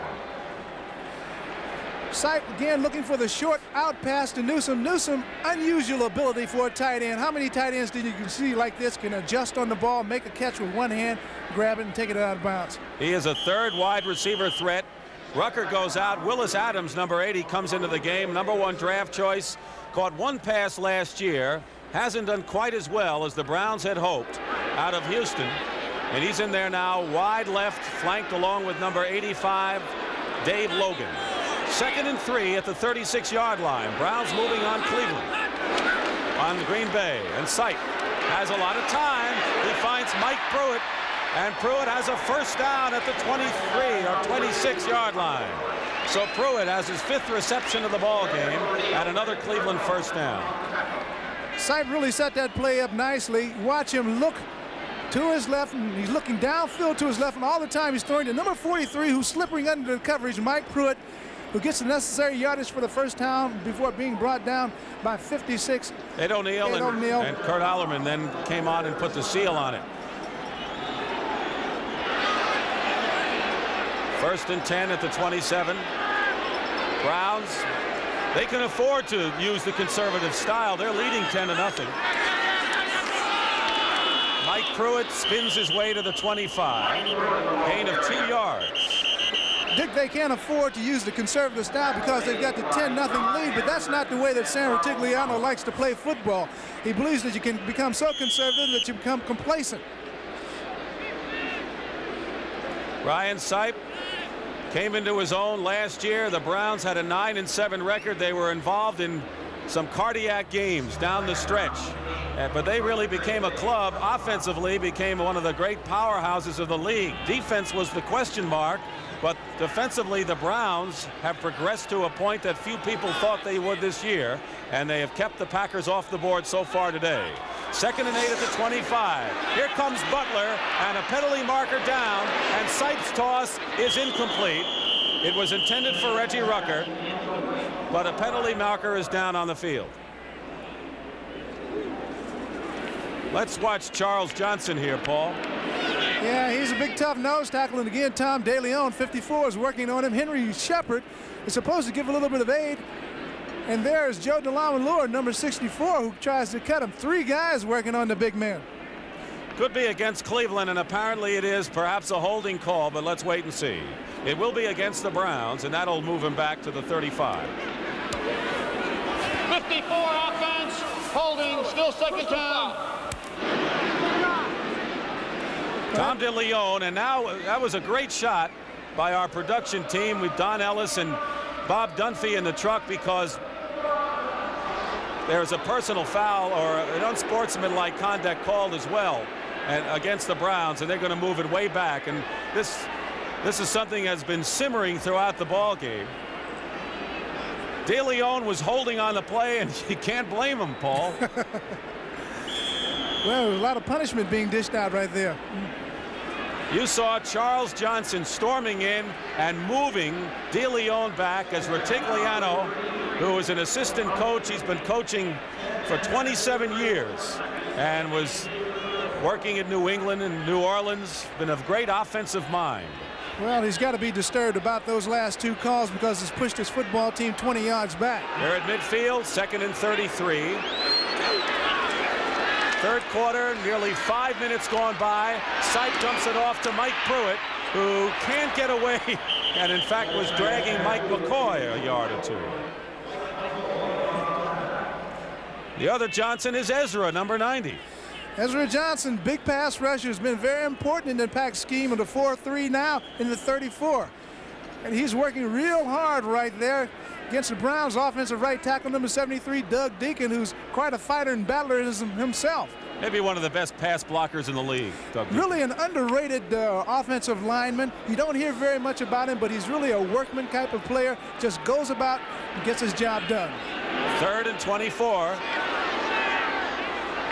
The Browns at the Packers 42. Sipe, penalty marker down, and Brian is trying to find someone open and finally just lofts it untouched downfield. And we have a penalty marker down, and I think Charles Johnson.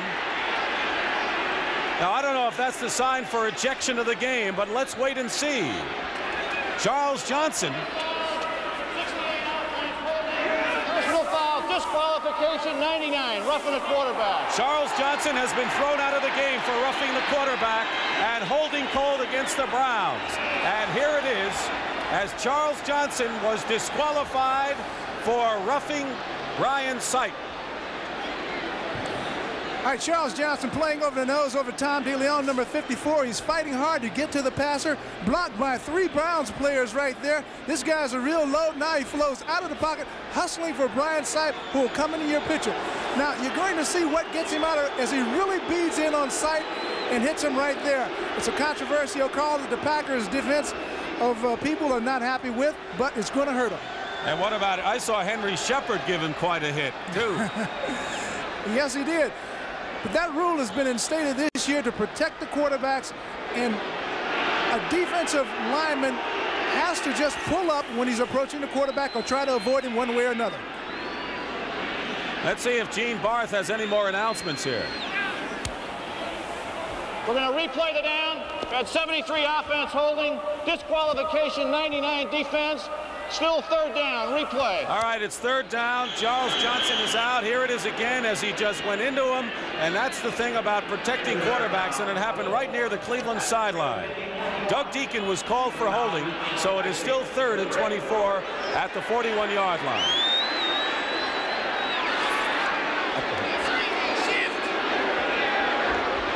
Greg Pruitt, number 34, is in the game now. Sipe finds Reggie Rucker, and Reggie Rucker beats Estes Hood and gets to the 25. He'll be short of a first down, but with 3rd down now, 4th down will set up a field goal opportunity for Don Cockcroft. Mike Douglas making the play, and Rucker just breezed past Estes Hood. Not too much Sipe could really do on that play, but go underneath the coverage. The Packers were in their nickel defense with 5 defensive backs. Quite a bit of people back there in the secondary. Sipe elected to go under and give Reggie a little bit of running room. He made it close. Now Don Cockcroft will try a field goal from about 42 yards. 42-yard. Paul McDonald, the backup quarterback, will hold. Don Cockcroft has hit one from 41 yards out. And the kick is good. Cockcroft will kick off. He has 2 field goals today, and Brian Sipe getting some repairs over at the Browns sideline. Cleveland leading 13-0, and right now the Packers are faced, as they tape up his midsection, they're faced with a situation where they need 2 touchdowns. Mike McCoy over at the 8-yard line. And once again, the Browns with good coverage. The Packers have not had any kind of decent field position all afternoon. Willis Adams made the tackle for the Browns, and so Lynn Dickey comes out once more. Time remaining 8 minutes and 38 seconds here in the 3rd quarter. Scoreless first half. The Browns scored 10 in the 2nd and 3 here in the 3rd. Well, the Packers don't have the kind of offense, or at least they haven't demonstrated that they can make the quick strike, and so that means it's going to be a lot of ball control and a long drive and trying to put together a drive of, let's say, of about 75, 76 yards. That's Dickey's numbers, but he has not been able to hit a long one. Jerry Ellis, number 31, and Turdell Middleton, 34, are the setbacks. Paul Kaufman goes in motion for the Packers. Play action, and Dickey fires downfield, complete to Lofton, and a first down at the 42-yard line. Ron Bolton covering James Lofton off to his best start, and that's what the Packers have to start to do. Well, they've got to go to that man, number 80, right there, and he's exactly the kind of person that you want to go to. He's got the great speed. He's a big guy, about 6'3", 27-foot long jumper, while at the University of Stanford. Terrific athlete, can do it all. 19-yard pickup. Packers now at the 42. Out of the eye, the up back is Jerry Ellis. And the pitch goes to Turdell Middleton. Good block, and Middleton moves forward to the 47-yard line, and a gain of a good 5 yards. Charlie Hall makes the stop for the Cleveland Browns. And on this series, I see considerably better crispness on the part of the Green Bay offense. Well, their offensive line is firing off awfully well. Dickey started out with the pass to James Lofton, came back with the flip. He's coming back with a 2nd and 6 situation, 6 or 5, 5.5. And they're now starting to move the football the way that Bart Starr, I'm sure, would like to see them do it. And here's Middleton up the middle, and Middleton gets close to the 50, so it'll be 3rd and about 3 yards. Dick Ambrose, the linebacker, makes the stop, and a penalty marker is dropped. This may be a good time.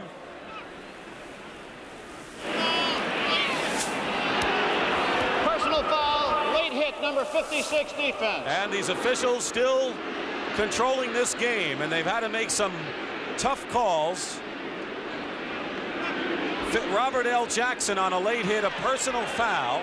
Brian Sipe, you saw him being taped up before, has bruised ribs. He should be back in this ball game. 56 defense. Keep in mind, as the Packers now have perhaps their best field position right now, a 1st and 10 at the 35, that they have not scored in the 3rd quarter at all this season.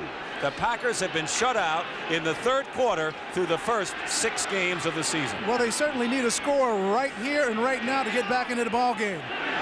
1st and 10, ball at the 35. Play action pass, and Middleton is stopped behind, and it's number 52, Dick Ambrose, who is a number 12 round draft pick back in 1975, underrated, makes a superb play. That was a fine play by Dick Ambrose. Just after the Packers had gotten the additional yardage on the penalty, he comes up, reads that screen play out into the flat very well, makes a big play on Middleton, dropping him for a loss. Make the situation back to second down, 15 yards to go. They're tied in Philadelphia in the battle between teams that are 5-1, tied for first in the NFC East. Cincinnati over Minnesota. All right, 2nd and 15. The ball at the 40.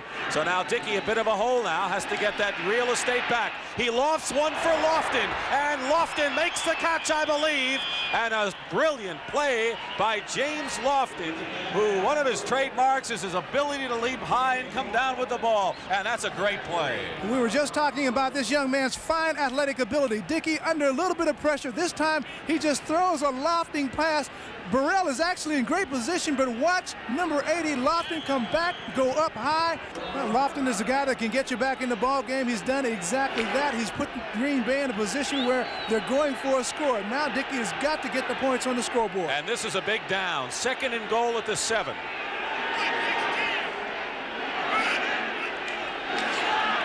Dickey looking right, going left, and Dickey's going to try to run. He's in. Touchdown, Packers. Lynn Dickey runs for the score. And the Packers are on the board in the 3rd quarter for the first time in this 1980 season. And that tightens the game up. Well, we talked about Lynn Dickey being able to get over his physical problems. This is a situation that shows you where he does have some mobility now. He's not just a quarterback there who's back in the pocket, laid in cement. He moves out of the pocket, finds the opening, crashes across the goal line for the 6-pointer. A point after touchdown. Burney will attempt it. His first opportunity this afternoon after the heartbreak game against Tampa Bay. And the left-footed kicker clicks. Here's our scoring play, and the Green Bay Packers with their first points of the 3rd quarter, and more important, trailing now 13-7. Burney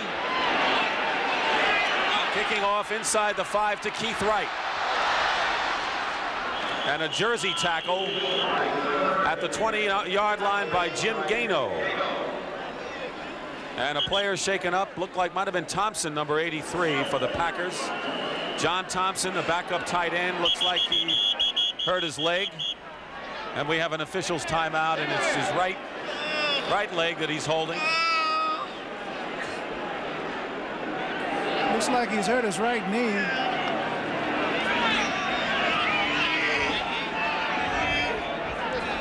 John Thompson is being helped off the field right now, and if we have a chance, we'll update you on some of the scores around the league. And Thompson walking off with some help, and may not be quite as serious as it first appeared. We're going to update you on some of the important games around the league.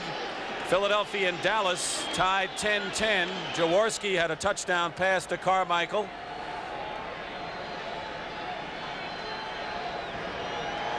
Cincinnati over Minnesota, 7-0. The Bengals have been a surprise. They defeated Pittsburgh twice. Minnesota, of course, trying to stay within distance of the Lions in the Central Division. Washington over an obviously down St. Louis team, 23-0. They're grieving the loss of Steve Little. Tragic story there. Miami over Buffalo, 14-7 in the 3rd quarter. The Dolphins have to do it with mirrors this year. The Jets over Seattle, 14-10 in the 3rd quarter. And we resume. 1st and 10 at the 20-yard line now. 4:46 remaining. Sight gives to Mike Pruitt. Fumbles the ball, and the Packers have it. No, yes, they do. The Packers have recovered, and I think it was Anderson who finally made the recovery, and Mike Pruitt fumbles. And if you want to talk about a cold team, the Browns are ice cold right now. Well, it's been a real big change of events. Brian Sipe here takes the straight handoff, spins, puts it into the tummy of Mike Pruitt, who goes through the line of scrimmage. At that point, the ball is stripped out of his hands. The ball spins on the ground. It's a little bit loose right there.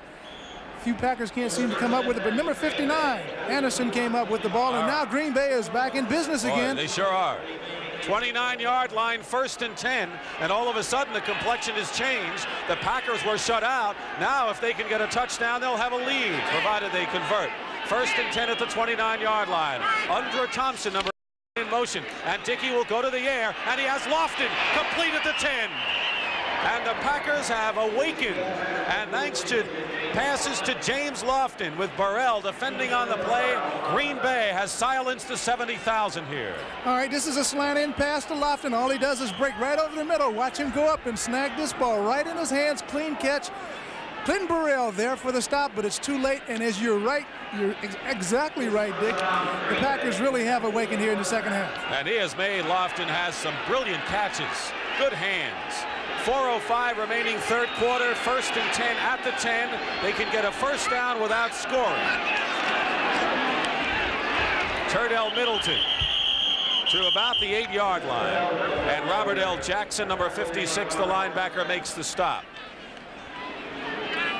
The Packers are rejuvenated as Dickey looks to Zeke Bratkowski on the sideline. Earlier they were shuttling tight ends, and Bratkowski has been signaling in the plays in earlier this year, and he's doing it right here. So it's 2nd and 8. Well, they certainly put it together in the second half here. They've opened up their attack a lot more, putting the ball downfield, and it's paid off big dividends for them. Both wide receivers split left. 2nd and 8 at the 8. In motion, Lofton.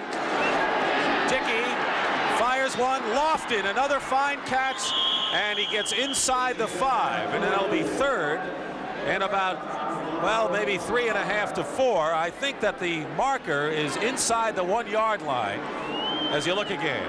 Well, Lofton comes in motion from left to right that time, and as was said before, it's a situation in which they try to isolate him on a defensive back. Ron Bolton, defending on that play, did a pretty good job. Ron Bolton's having his best year. Came over from the New England Patriots on a deal. He is making the big hits. He prevented a touchdown perhaps right there. And now we have 3rd and 3 and a 4-down line defense for Cleveland as they stack it up in the middle. Middleton dives forward, and a touchdown for Turdell Middleton. And now the officials are saying no. I saw one official signal a touchdown, Paul. It does it. I saw a touchdown signal, and then of course I didn't. Let's see what Barth says. Gene Barth. No touchdown. Correction, please. No touchdown. No touchdown. He was down by contact on the 1-foot line. We're going to measure. He may have a first down, though. He may have a first down. The official signal touchdown, and then of course they took that call away, but they're going to measure, and this is a big one here. As we told you at the start of this series, they could get a first down without scoring. Could be just as good. Even if they didn't get the touchdown, they will have the first down, and so will have 4 opportunities to go for the touch. I think they've got first down. First and goal, about a foot away from the goal line. 2:28 remaining third quarter. The Packers are threatening to tie and take the lead in this game. They hung in there in the first half with a superb defensive effort, particularly by the secondary. And now the offense has come alive here in the third quarter. And you've got to go back to the big goal line stand at the end of the first half. Absolutely. Dickey goes to Ellis. No signal. He did not make it. Jerry Ellis was stacked up, and Robert L. Jackson hit him. So it'll be 2nd and inches. Brown showing that they can play tough goal line defense here. Defensive line low off the ball. Robert L. Jackson mopping up the top, along with 52 Dick Ambrose to knock number 31 Gary Ellis right back. No score for the Packers, at least on the first try. Who says the Browns can't put a goal line stand of their own on here, Paul? Well, they've got 3 more tries at it. That's just about where the Browns had it at the other end. All right, 2nd and goal, inches away.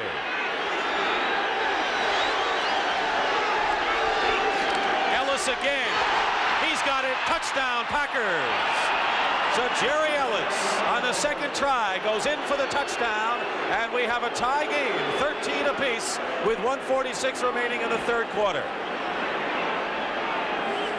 Lynn Dickey straight handoff again, same play virtually to Jerry Ellis. This time he breaks the play and gets into the end zone, even though Dick Ambrose 52 and Robert L. Jackson, the same tacklers, are there. So Green Bay now ties the score at 13-all. and the all-important point after is coming up now. So Bernie will try the point after. David Beverly, the punter, is holding, and this is an important one. It's good, and the Packers have taken the lead. The Green Bay Packers, who were trailing 10-0 at halftime and found themselves down 13-0 early in this third quarter, have stormed back. So the Green Bay Packers are leading 14-13. Keith Wright, number 89, is deep, and Tom Burney, the Scotland-born left-footed kicker. 7-yard line for Keith Wright. And the Packers are a roused football club right now. Kit Lathrop makes the tackle at the 17-yard line, and the Browns will go on offense. We have another score, Miami leading Buffalo 17-7. Uwe von Schamann, a 23-yard field goal, and a surprise with the Dolphins leading the Bills. Well, Dick, we've seen shifting momentum here in the third quarter. We saw the Browns come out and looked like they were going to put 7 more points on the board. It didn't happen. All of a sudden, Green Bay got its offense going, and now the Packers definitely have the upper hand. 1:37 remaining in the third period. Calvin Hill, 35, is back there with Mike Pruitt, 43. Sight looking to the sideline, finds Hill. He always finds that opening, and Hill gets about 8 yards on the reception. Defending on the play was George Cumbie, number 52, who we expected to see out there, the rookie linebacker, top-round draft choice from Oklahoma. But the veteran Calvin Hill. A lot of times they can use Hill as a decoy when he comes in the game and everyone thinks he'll be on the receiving end, right? Well, in most instances they are looking for Hill, and he's the situation sub in for the definite passing situation and does a great job at it. He had a first down on that play. Mike Pruitt looking for an opening, finds one. And a good inside move by Mike Pruitt gets the ball out to the 36-yard line, and a gain of a good 7 on the play. Got to believe that Mike Pruitt wants to make amends for the 2 fumbles that he's had during the course of this ball game, and certainly the last fumble on the previous possession that Cleveland had. He ran real hard inside there and probably wants to break one. 35 seconds to go in the third quarter here in Cleveland. 14-13 the Pack leads. 2nd and 2.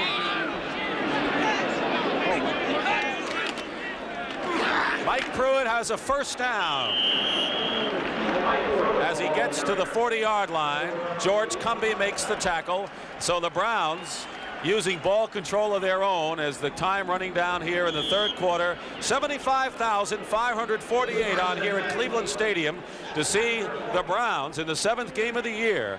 And of course the Browns know that the Steelers are playing tomorrow night against Oakland. In order for them to stay a game behind Pittsburgh, no matter what happens, they need a win. But right now they find themselves trailing. And that is the end of the third quarter here in Cleveland. The Packers have come back with 2 scores. We start the 4th and final quarter here in Cleveland, unless we have a deadlock. This is Dick Stockton along with Paul Warfield. A change of momentum and complexion in this game as the Packers with 2 touchdowns leading by a point. Well, we see Brian Sipe taking a little bit different approach right now. He's going to his ground attack, but I've got a feeling he's going to try to lull the Packers to sleep, and then you'll see him put it up top. 1st and 10 at the Browns 40. Sipe 18 for 29 for 227 yards. Another big day for Brian, but he's looking for the points on a play action up the middle of Reggie Rucker. And Rucker has a first down at the 44. Mike McCoy makes the stop, and Reggie, who's done it for so many years, gets it done somehow, some way. Always seems to be in the right spot at the right time. Brian, right on in hand with his running game, goes with a play-action pass on first down, finds Reggie Rucker right over the middle. Rucker takes a pretty good hit, but the old veteran that he is, he holds onto the football. Looks like the Packers were giving the Browns that kind of play. Well, again, I said Brian might be trying to lull them to sleep. He's been feeding them steady doses of running plays. That time he showed them the play-action pass, which froze the linebackers a little bit. He's able to get the ball over the middle. Ozzie Newsome, the tight end, is wide to the left. The other receivers, Logan and Rucker, split right. 1st and 10 at the 42-yard line, and Mike Pruitt is hemmed in and doesn't go anywhere. And I think John Anderson, who has played a very active game at linebacker, had some help from George Cumbie as the linebacker is excelling. The Packers defensively today have had a whale of a ball game, Paul. Played very well from linebacker to front 4, and even the secondary has come up real well and supported on the runs. And yet, when Cypress had the extra time back in the pocket, they have really stayed with the Browns receivers, who are an experienced group. They only had 35 sacks last year and 13 in 6 games this year, so they've certainly put more pressure on the quarterback. 2nd and 8 now, and Reggie Rucker in motion. The ball at the 40-yard line of Green Bay. Brian Sipe better hurry up, and a good block by Joe DeLamielleure. The pass is incomplete, intended for Mike Pruitt, and DeLamielleure made a sack-saving play on, I believe, let's see, Ezra Johnson storming in from the outside. Watch Johnson and DeLamielleure making a good block. Johnson really working hard against number 73. Doug Deacon gets away from him, but there comes DeLamielleure. And Brian Sipe was still finding a little extra time. Tom DeLeon, number 54, puts an extra shove on Johnson. 3rd and 8 at the 40. Rucker has caught 5 passes for 81 yards, and James Lofton has also caught 5 for the Packers. And he has been instrumental in Green Bay's offense coming alive in the 2nd half. Plenty of time to go in the 4th quarter. Sipe, 3rd and 8, penalty marker down, and Sipe directing traffic, loops one to Calvin Hill, and it's incomplete. But we have the penalty marker back at the line of scrimmage, and a holding call against Cleveland. A hold against the Browns brings it back. Well, it was good pressure by the Green Bay front that time. They forced Sipe out of the pocket. Good coverage in the secondary by the Packers. He simply didn't have anyone to throw the football to downfield. Sipe bought as much time as he possibly could before dumping the ball under hurried conditions to Calvin Hill out in the flat. Holding, 73 offense, refused, 4th down. It'll be 4th down, and Evans will come in and punt. That was Doug Deacon who was holding earlier. Charles Johnson, the nose tackle for the Packers, was disqualified for a tough hit on the quarterback Brian Sipe, and we have had tempers flaring and unsportsmanlike conduct calls throughout this game. But now Evans will punt from the 45-yard line, and Ron Cassidy is at the 10. Booms it. Fair catch called for, and it takes a Cleveland bounce. Can they keep it in? They did. They did, and now the Packers are arguing. They have held it at the 1-foot line, and the officials ruled that the Browns were able to do it, but let's see, both are arguing right now. And now they say no. First indication was they downed it, and now they'll take it out to the 20.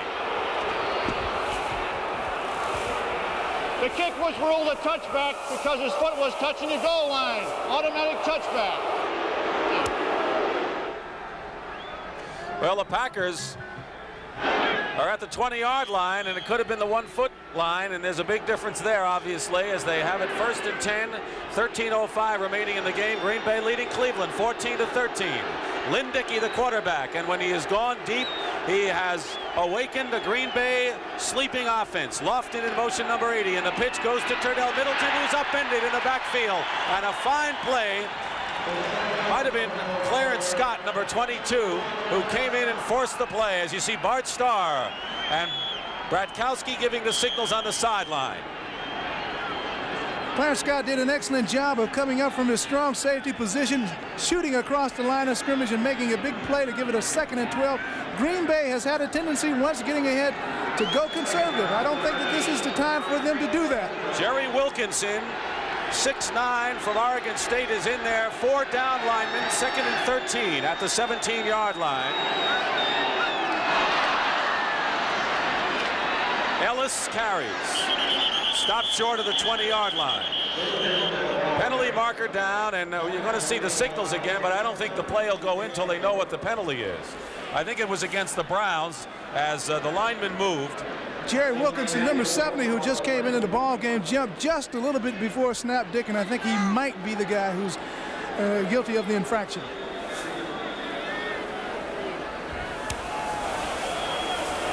Number 70 offside defense, still 2nd down. Absolutely, Paul, and he comes out. So Wilkinson, all 6'9" of him, leaves the game after going offside. So it's 2nd and 8 now, and that's got to bother the Browns because they had the long yardage, and now it's 2nd and 8. Dickey has some more breathing room. Well, it changes the situation. Nope.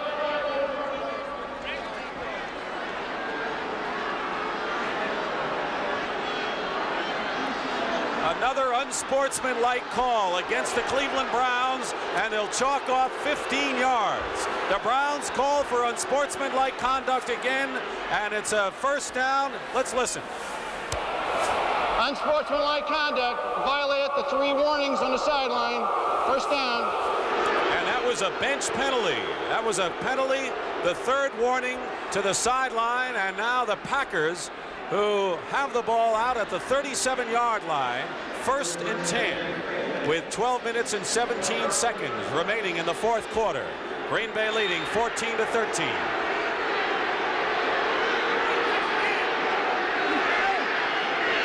Paul Kaufman in motion. Turdell Middleton had a blocker, Darrell Goforth, but the Browns came up, and Charlie Hall made a superb play for Cleveland. It'll be 2nd down. He gained 4 yards on the play. Zeke Bratkowski will give the sign to Lynn Dickey, just like a baseball team with signs from the 3rd base coach. All right, 2nd and 6.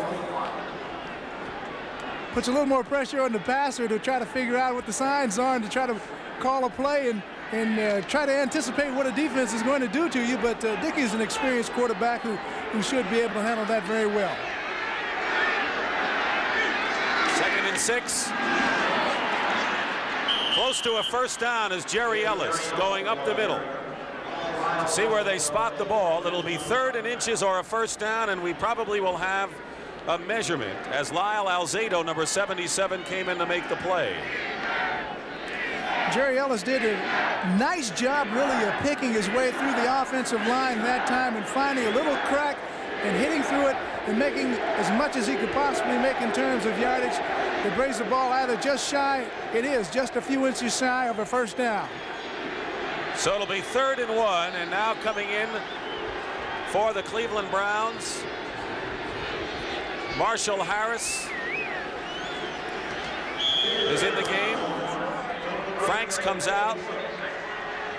Ron Cruz, number 93, a rookie.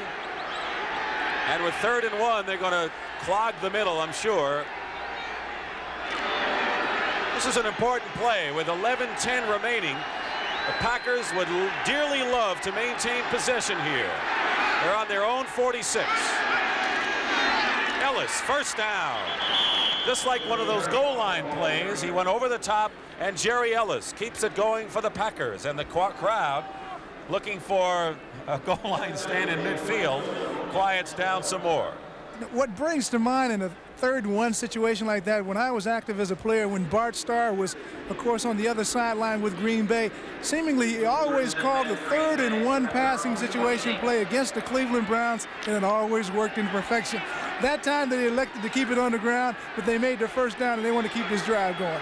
I love those pass plays in that situation. They usually go for a touchdown. 1st and 10 at the 48, Kaufman and Ellis. Ellis cuts inside, and Ellis has close to a first down. He might be there. Jerry Ellis, who accelerated brilliantly. The free agent rookie from Missouri, who was dropped by the LA Rams and picked up smartly by the Packers, was tackled by Marshall Harris. He's short of a first down by a long yard and a half. Ellis did a good job of running that play that time. Rutigliano seems to be a little bit worried about Ellis's running and Green Bay's ability to control the football right now. He'd like to give Brian Sapp another opportunity to get the ball moving back in the other direction. 2nd and 3. It's actually 2nd and a long 2. Fumble. Turdell Middleton had it and lost it, but smartly maintained possession, because that's the big thing. It'll be now 3rd and a couple. These are the games next week. Of course, the Packers are playing home against the Minnesota Vikings and other games involving clubs in their division. Minnesota, of course, is a divisional game. Chicago against Philadelphia, tough game for the Bears. Tampa Bay will go against the 49ers in San Francisco.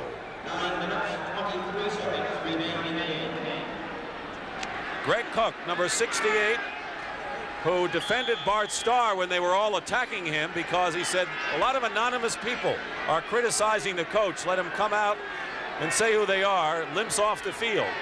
And there's a replacement for Cook. 4 down linemen, 3rd and 3. Carl Swanke, 6th-round draft choice from Boston College, is in. 3rd and 3 for Lynn Dickey. Dickey loops it to Jerry Ellis. Ellis has a first down to the 35. Ellis still going and is driven out of bounds after picking up a first down and more at the 27-yard line. And Don Good, who was picked up in a trade from the San Diego Chargers, finally drove Ellis, who has made 2 key plays in this drive, Paul. Lynn Dickey drops the ball over the outstretched hands of 58 Cliff Odom into number 31 Gary Ellis, and he does a fine job of broken field running, runs down the sideline before being brought out of bounds by number 50 Don Good. The Packers are on the march. They could put 7 points on the scoreboard right here. They would be in very good shape. Bart Starr, in his 6 years coach of the Packers, apparently thrived on adversity. They lost Bruce Clark, Fred Van Appen. Van Appen, the defensive line coach, quit. The heat on Starr. Chester Marcole's controversy, but the Packers are looking better and better, and Atkins carries and is tripped up for no gain, and Henry Bradley, number 91, the nose tackle, makes the stop. So Atkins, number 32, 2nd year from Maryland, came in for Ellis. Let's take a look at some scores of games of import in the NFL while we have a moment here. Jets leading Seattle in the 4th quarter. Jets won their first game last week, Seattle losing to the Browns. New Orleans looking for their first win of the year, leading Atlanta in the 3rd quarter. And Chicago shutting out Detroit in a shocker there. 2nd and 8 at the 25. And Middleton stacked up again. Robert L. Jackson, the linebacker, makes the stop. So it'll be 3rd down and a good 9 for Green Bay. Packers using up the clock, 7:50 to go in the 4th quarter, Paul.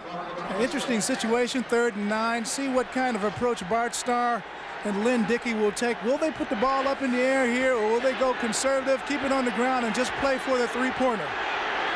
Wilkinson, Alzado, Bradley, and Franks are the down 4 for the Browns on a 3rd and 9, and now Dickey wants a timeout.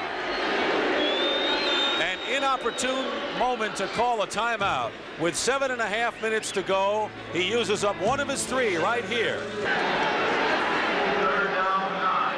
So the Packers used a timeout. It is 3rd and 9 at the Cleveland 26-yard line, with the Packers leading at 14-13 with 7.5 minutes remaining in the ball game. Andre Thompson, 89 wide right. James Lofton, number 80 left, and Dickey with the play. That's his numbers today. Pretty good, aren't they?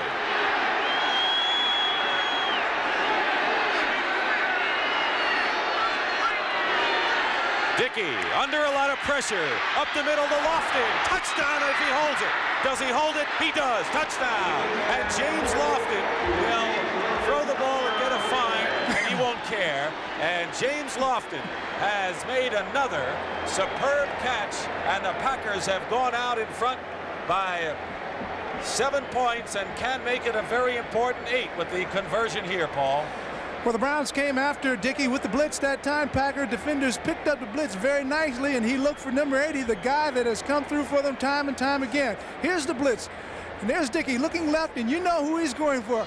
That man right there who come into your screen, number 80, James Lofton, going up high. Once again, simply too much of an athlete for number 49, Clinton Burrell, to handle. A brilliant game for Lofton, and the point after is good, and the Packers with a big point now lead it 21-13. Dick Stockton and Paul Warfield back in Cleveland, and the Browns are trailing 21-13. James Lofton has caught 6 passes for 106 yards and 1 touchdown. He is off to his best start this year, and he is the key to the second half drive. Dino Hall at the 10-yard line. Hall barrels forward to the 31-yard line, and the Browns have to do some work now as Harlan Huckleby, the former Michigan running back star, makes the tackle. Dickey is 15 for 19 for 205 yards, 2 interceptions and 1 touchdown, and there's the drive. 80 yards in 10 plays. Penalty refused. They refuse the penalty on offside call, so the Browns will take it.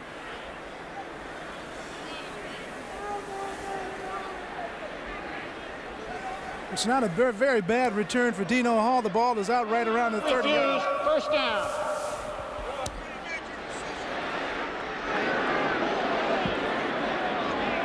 The Browns will have it just where they brought it back to the 31-yard line. 1st and 10, 7:13 to go in the game.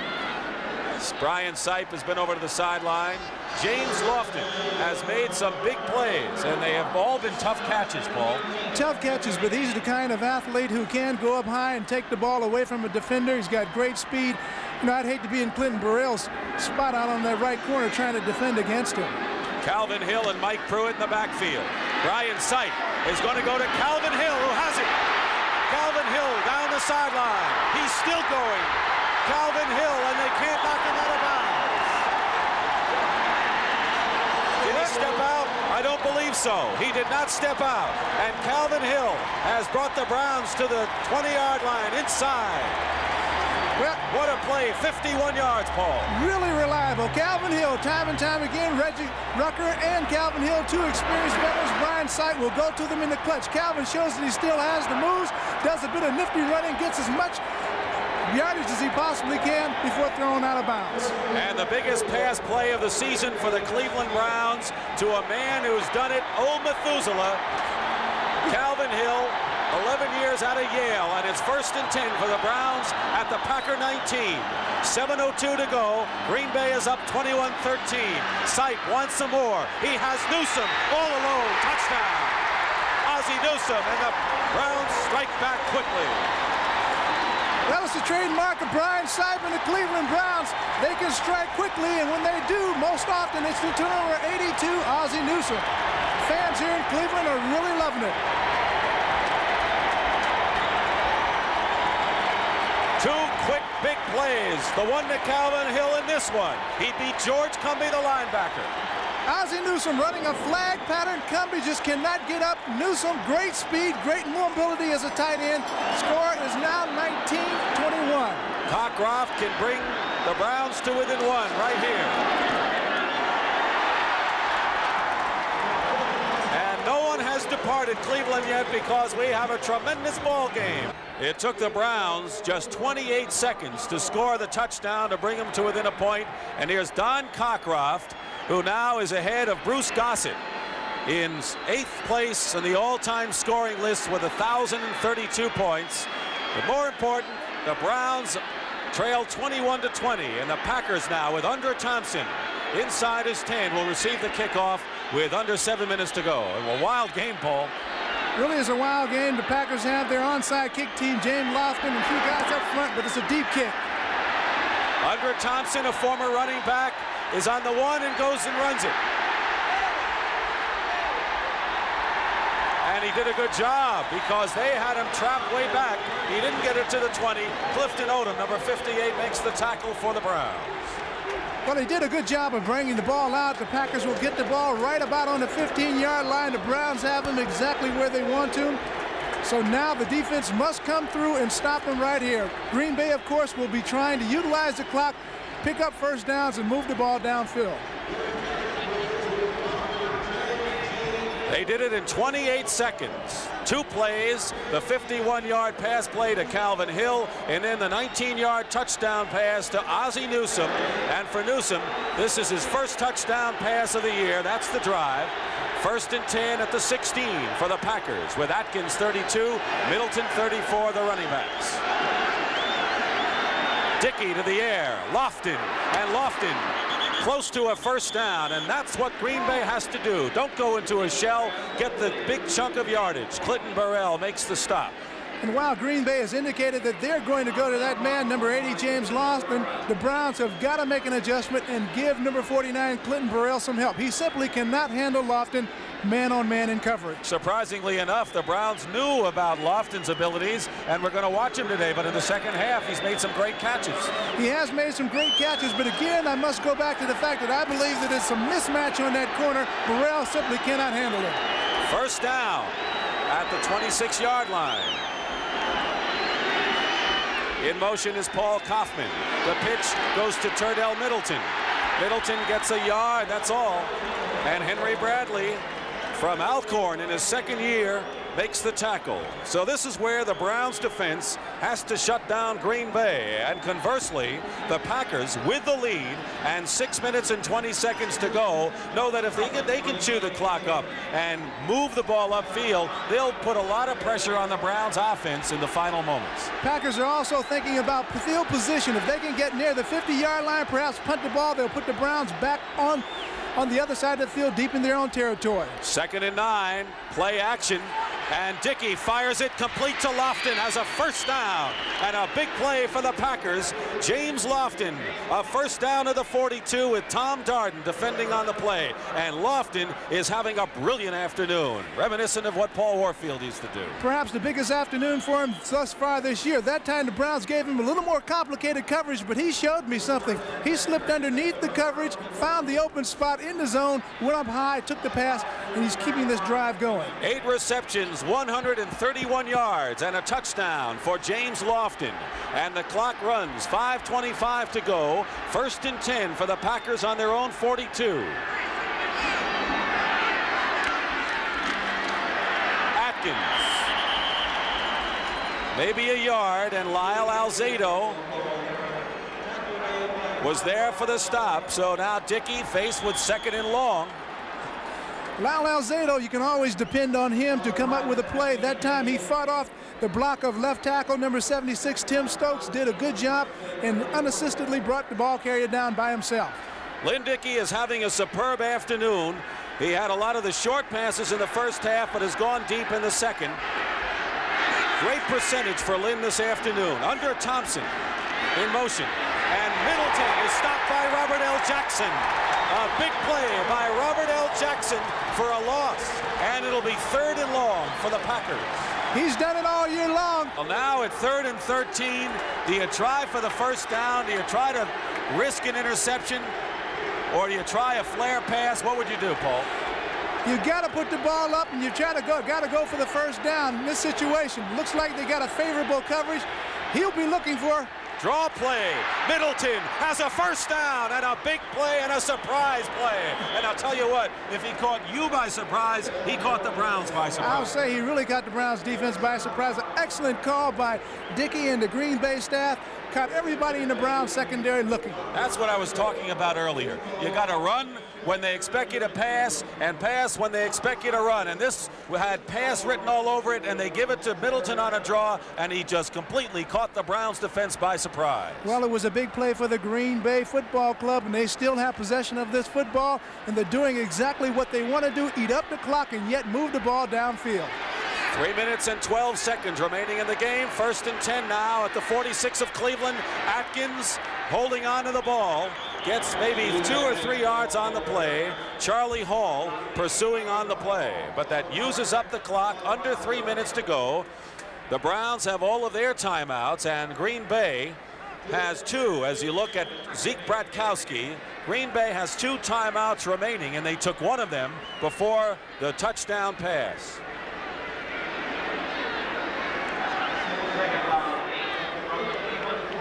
Eddie Lee Ivory, number 40, replaces Turdell Middleton, who earned his keep with that great run on the draw. 2nd and 8 at the 44.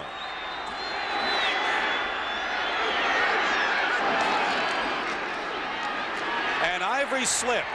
Eddie Lee slipped. Couldn't get anything going, and he stopped. May have lost a yard. It'll be 3rd down.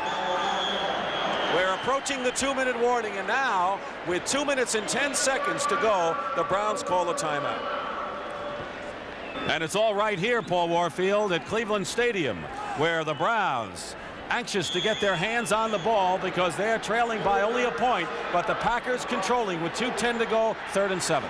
Could be a big play coming up in the ball game. Packers are in a bad spot of the field where it's awfully muddy, poor footing, and so Lynn Dickey is going to have to watch what he does. Under Thompson wide right, James Lofton left, and Ivory slips again, but Eddie Lee Ivory gets close, about a yard short of a first down, and it'll be 4th down. And David Beverly comes up. He's short by about 2 yards, and Ron Bolton made the tackle. It'll be 4th down, and the 2-minute warning is upon us. So this is exactly what Paul Warfield was talking about. The Packers maintain possession. They have good field position, and if they can put that punt inside the 10, they've done their job. It is 4th down and 2 to go, and David Beverly will kick. Keith Wright is back, and I guess in a situation like this with the ball at the Cleveland 38-yard line, there's a final score. Cincinnati wins 14-0. There's always the possibility that Beverly could run with the ball, and it's something you got to be aware of, except that if he can put it out of bounds, I think that's the smarter play. It would be the smarter play, but when you're going against a guy like Sipe, who's like Stabler, you know, anything can happen. High kick, a good kick for the Packers. Fair catch called for by Wright at the 12-yard line, and that's just what Green Bay wanted. Well, Beverly has done his job. Now it's up to the Green Bay defense to hold Brian Sipe and company. Brian Sipe has about 89 yards of real estate to make up to get the 6-pointer, and so it's all on the shoulders of the Green Bay defensive unit at this point. 1st and 10 at the 13-yard line. Brian Sipe, the surgeon, out here on the field. And you talk about what Stabler can do and what Sipe can do in situations like this. Well, Sipe was in this situation numerous times last year. That's why they call the Browns the Cardiac Kids. It's no strange situation for this offensive club to be in. Calvin Hill is in the lineup, and you know what that means. Possible pass receiver. And Sipe going up the middle of Calvin Hill, complete, and a 1st down at the 27-yard line. And Mike Jolly, number 21, the rookie from Michigan, makes the tackle. Well, again, Calvin Hill, he just does it time and time again. He's the old pro. He finds a spot in between the coverages. He reads coverages just like a quarterback, and he can find the opening, and he's tough to cover. Less than a minute and a half to go. We'll follow the clock. And Sipe back again. Has some time. B. Rush will run himself to the 35 and slides short of a 1st down by a yard. Short of a 1st down, clock running as we have 1:14 to go, and the Browns may have used one of their timeouts. The clock has stopped, 1:14 to go. We're at the 37, and now they start the clock again. So it was an official's call for the positioning of the football. There you see the time.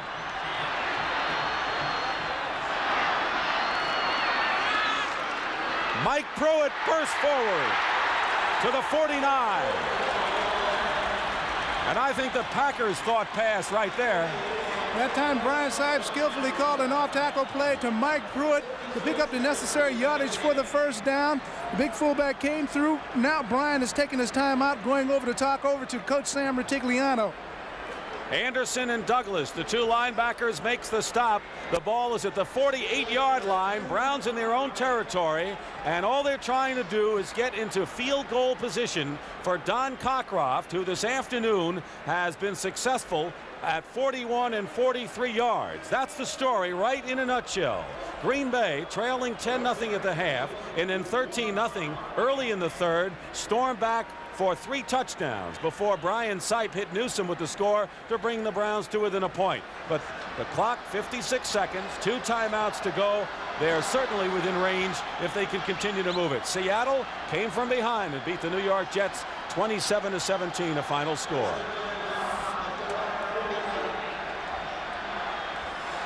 Well, as I said before, Brian Sipe and his offensive unit, Dick, has been in this particular position many times before. Last year, winning 3 overtime ball games. It's no stranger to them. They feel very comfortable about it. It's just a matter of lining up and executing under circumstances that are a little bit different, but certainly not foreign to them. 56 seconds to go. 1st and 10 at the 48. Sipe up the middle. Calvin Hill has a 1st down and runs out of bounds to stop the clock at the 37-yard line. Make it the 36. 49 seconds to go. Calvin Hill.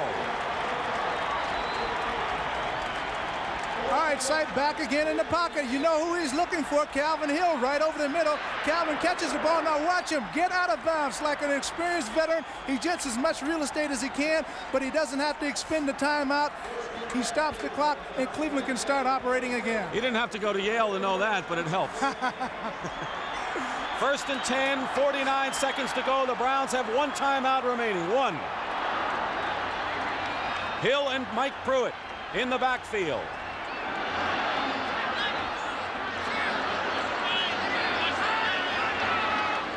Sipe looking for the yardage. Will run. Penalty marker down.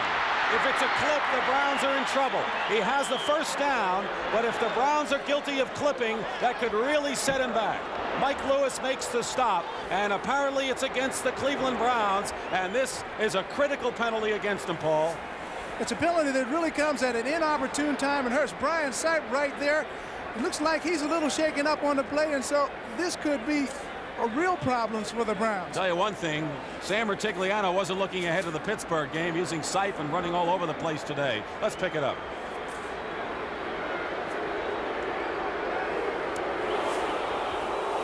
'63 offense, holding, still first down. All right, Cody Rison holding.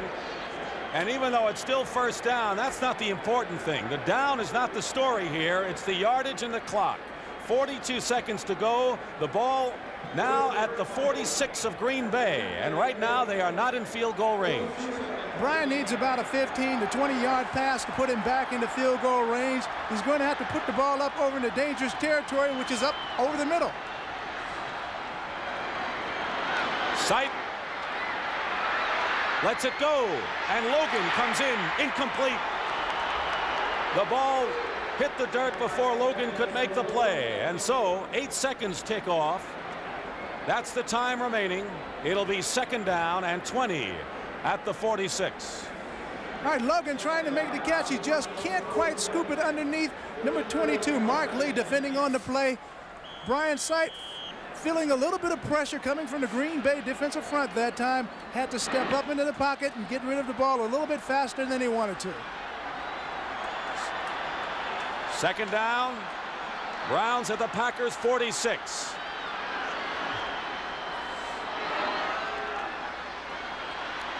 Sipe with time. In trouble. And he lifts one in the air. Incomplete. The Packers are looking for an intentional grounding. They do not get it, but Ezra Johnson put immense pressure on Brian Sipe, and it'll be third down with 25 seconds to go. And watch Johnson, number 90, come from outside. Sipe back in the pocket. He's looking for someone to throw. He can't find a receiver. Now he feels the pressure. Watch him start to move out. Ezra Johnson, number 90, doesn't quit. He keeps coming, and Brian amazingly gets the ball off. No infraction called, and so nothing lost on the particular down. Greg Pruitt is in the game, and Calvin Hill goes out. Pruitt, number 34, in there, along with Mike, his brother, 43. 25 seconds to go. Check that. No relation there, except they play on the same team. Third down. And Sipe lets it go for Logan. And Logan has it, and Logan is going to go. It's touchdown Browns. Dave Logan scores. The Browns lead it. Amazing, amazing play. Well, Brian Sipe is the kind of guy who can pull off miracles. He did it 3 times in overtime last year, and apparently he has done it again here this afternoon. Green Bay came with the all-out blitz that time, caught Logan, and made the big play.